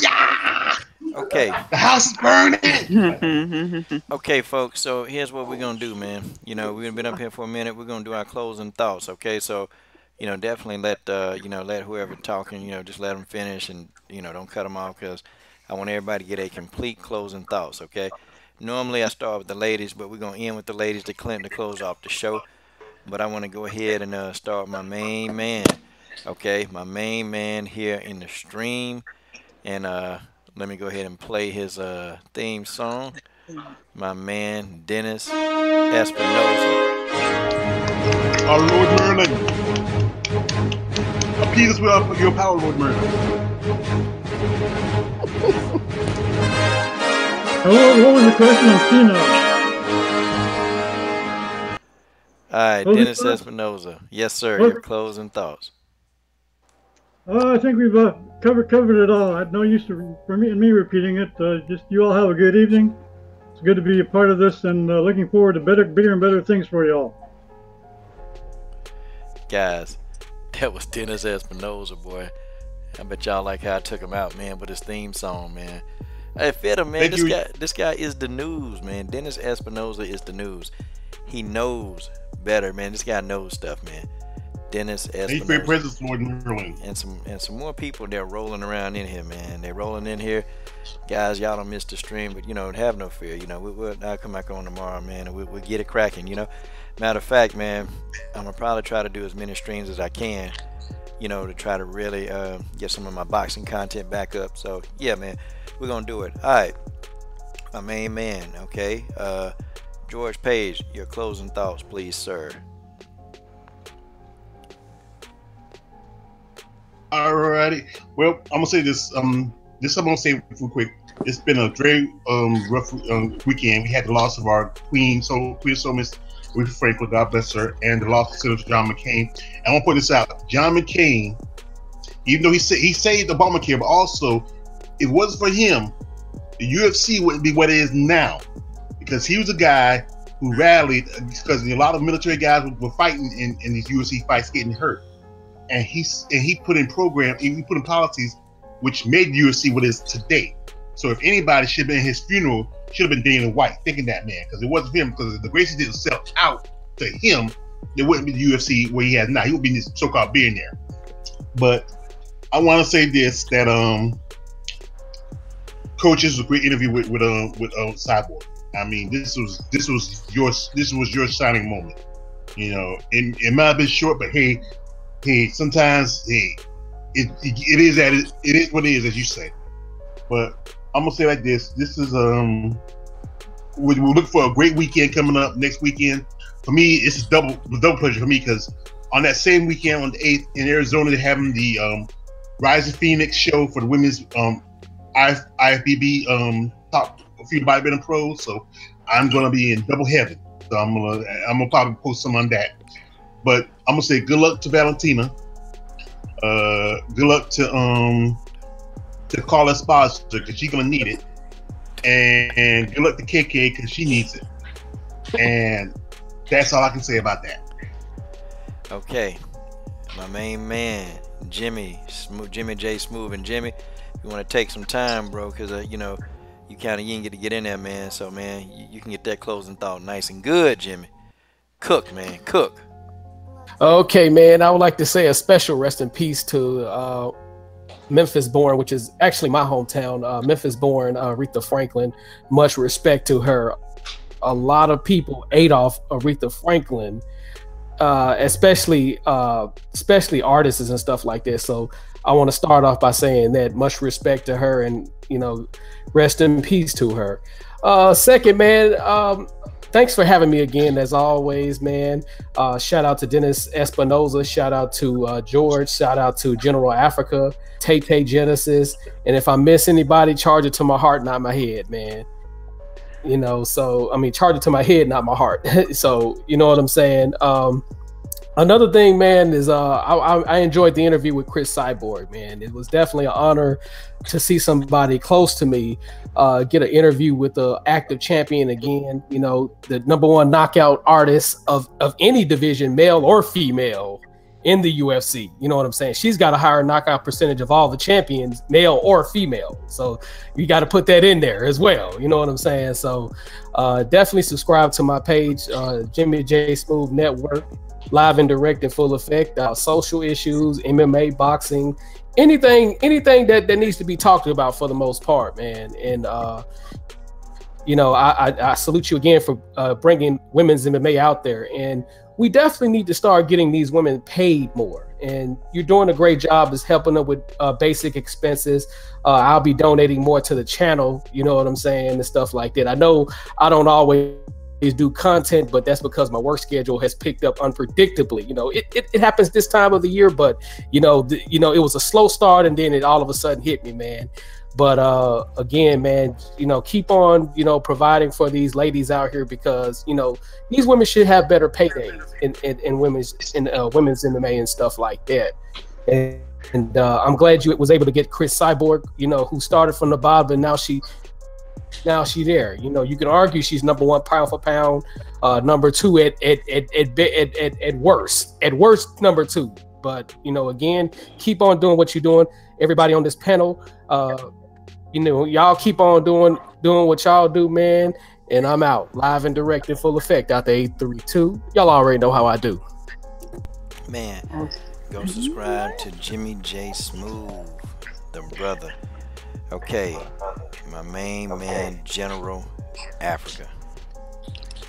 Salute the General. Hey, man. Well, I'll put it like this, Coach. I appreciate it. Appreciate you having me on. I appreciate everybody on the panel, man, that show support to the channel, and that show support to all of us. And it's a family. Hey, we covered everything when it comes to the MMA, but I just want to reiterate the fact that, like George said, this is like a shining moment. This is for Coach, and for it's just a lesson that if you continue to do what you're supposed to do, you put in the hard work, you have a mentality of abundance, not a mentality of scarcity. You do the right thing, things will happen in your favor. You just got to put in the work. That's what happens. Your day might not be tomorrow, might not be a month from now, but your day is going to come. You just have to keep on working. You just have to stay vigilant. And I just want to, I just got all the love in the world for Coach. That's my brother. And, continue to support us.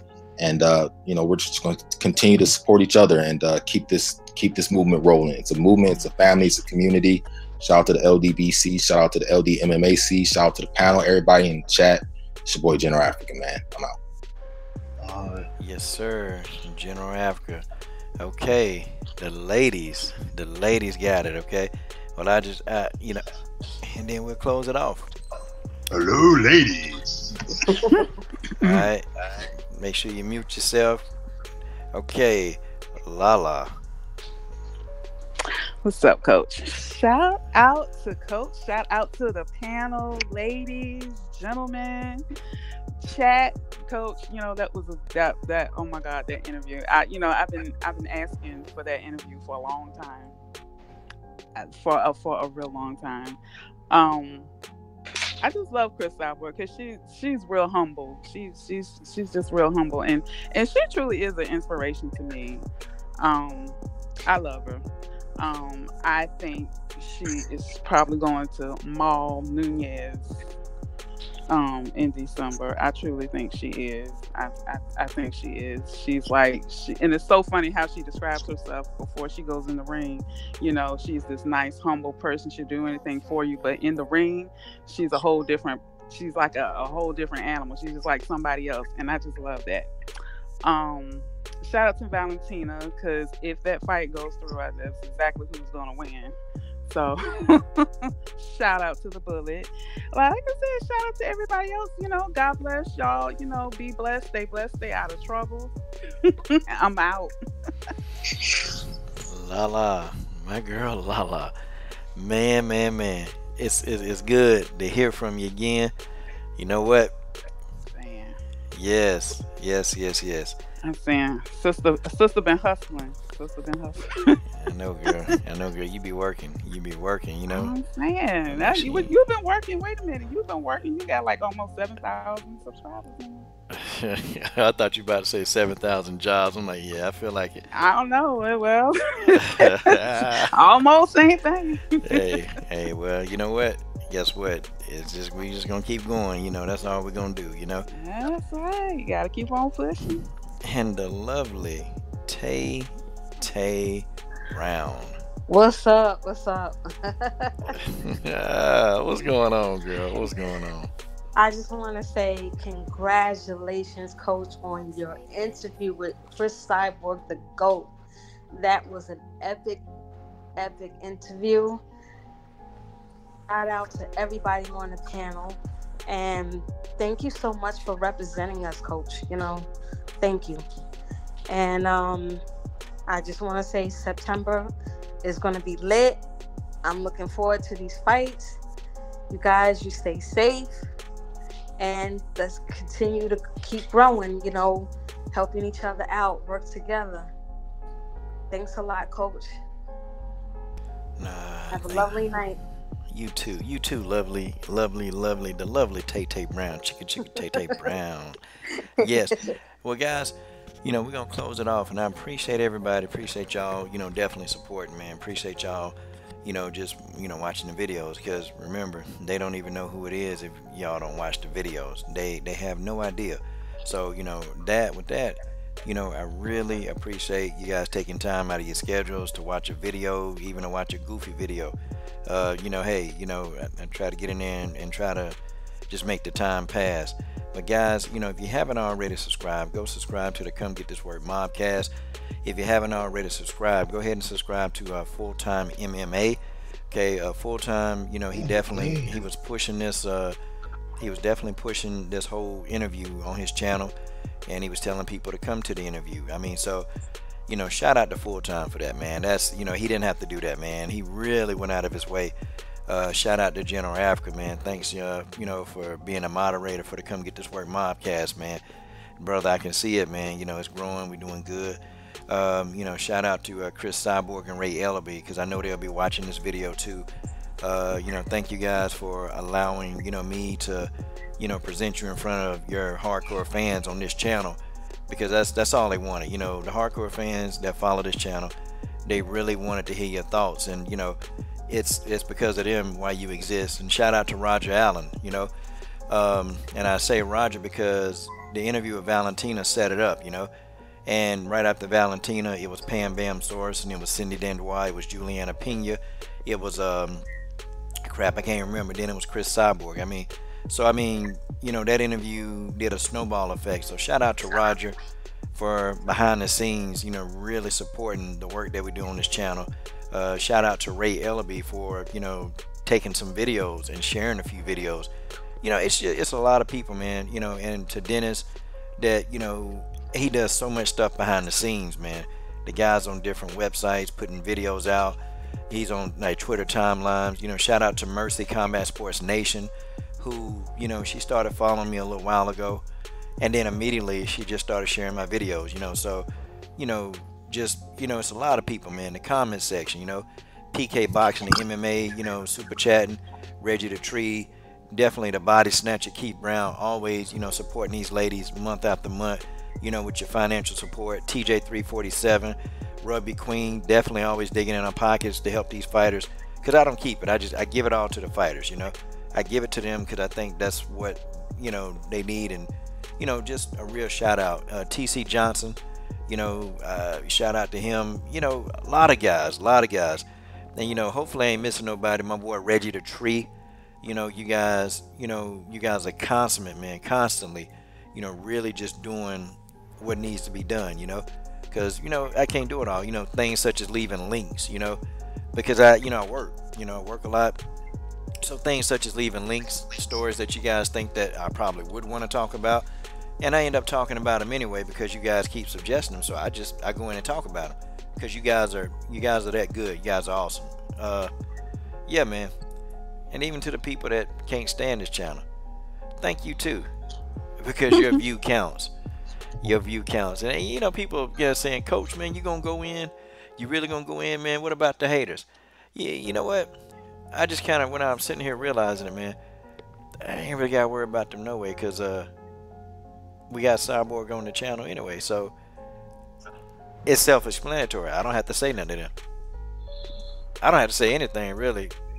Just let your work speak for you. And guys, that's it. That's all I got to say. Just let your work speak for you. Ed O'Brien, all of you guys. Big Joe Johnson in the super chat. I mean, man, so many of you guys. The Truth, Leon Dubbison giving euros. The man, them boys with them euros, you know, that's more. It's more money for the fighters, you know. But guys, thank you guys. Good night. You guys join us again tomorrow, and hopefully get Lala back, you know, to kind of, you know, laugh it up with us, because, you know, she be kind of laughing, you know. I be trying to get her with me. Yeah. But that's my sister. She a good lady. Love her to death. All right, guys. I'm out. Hey, salute. All right, good night.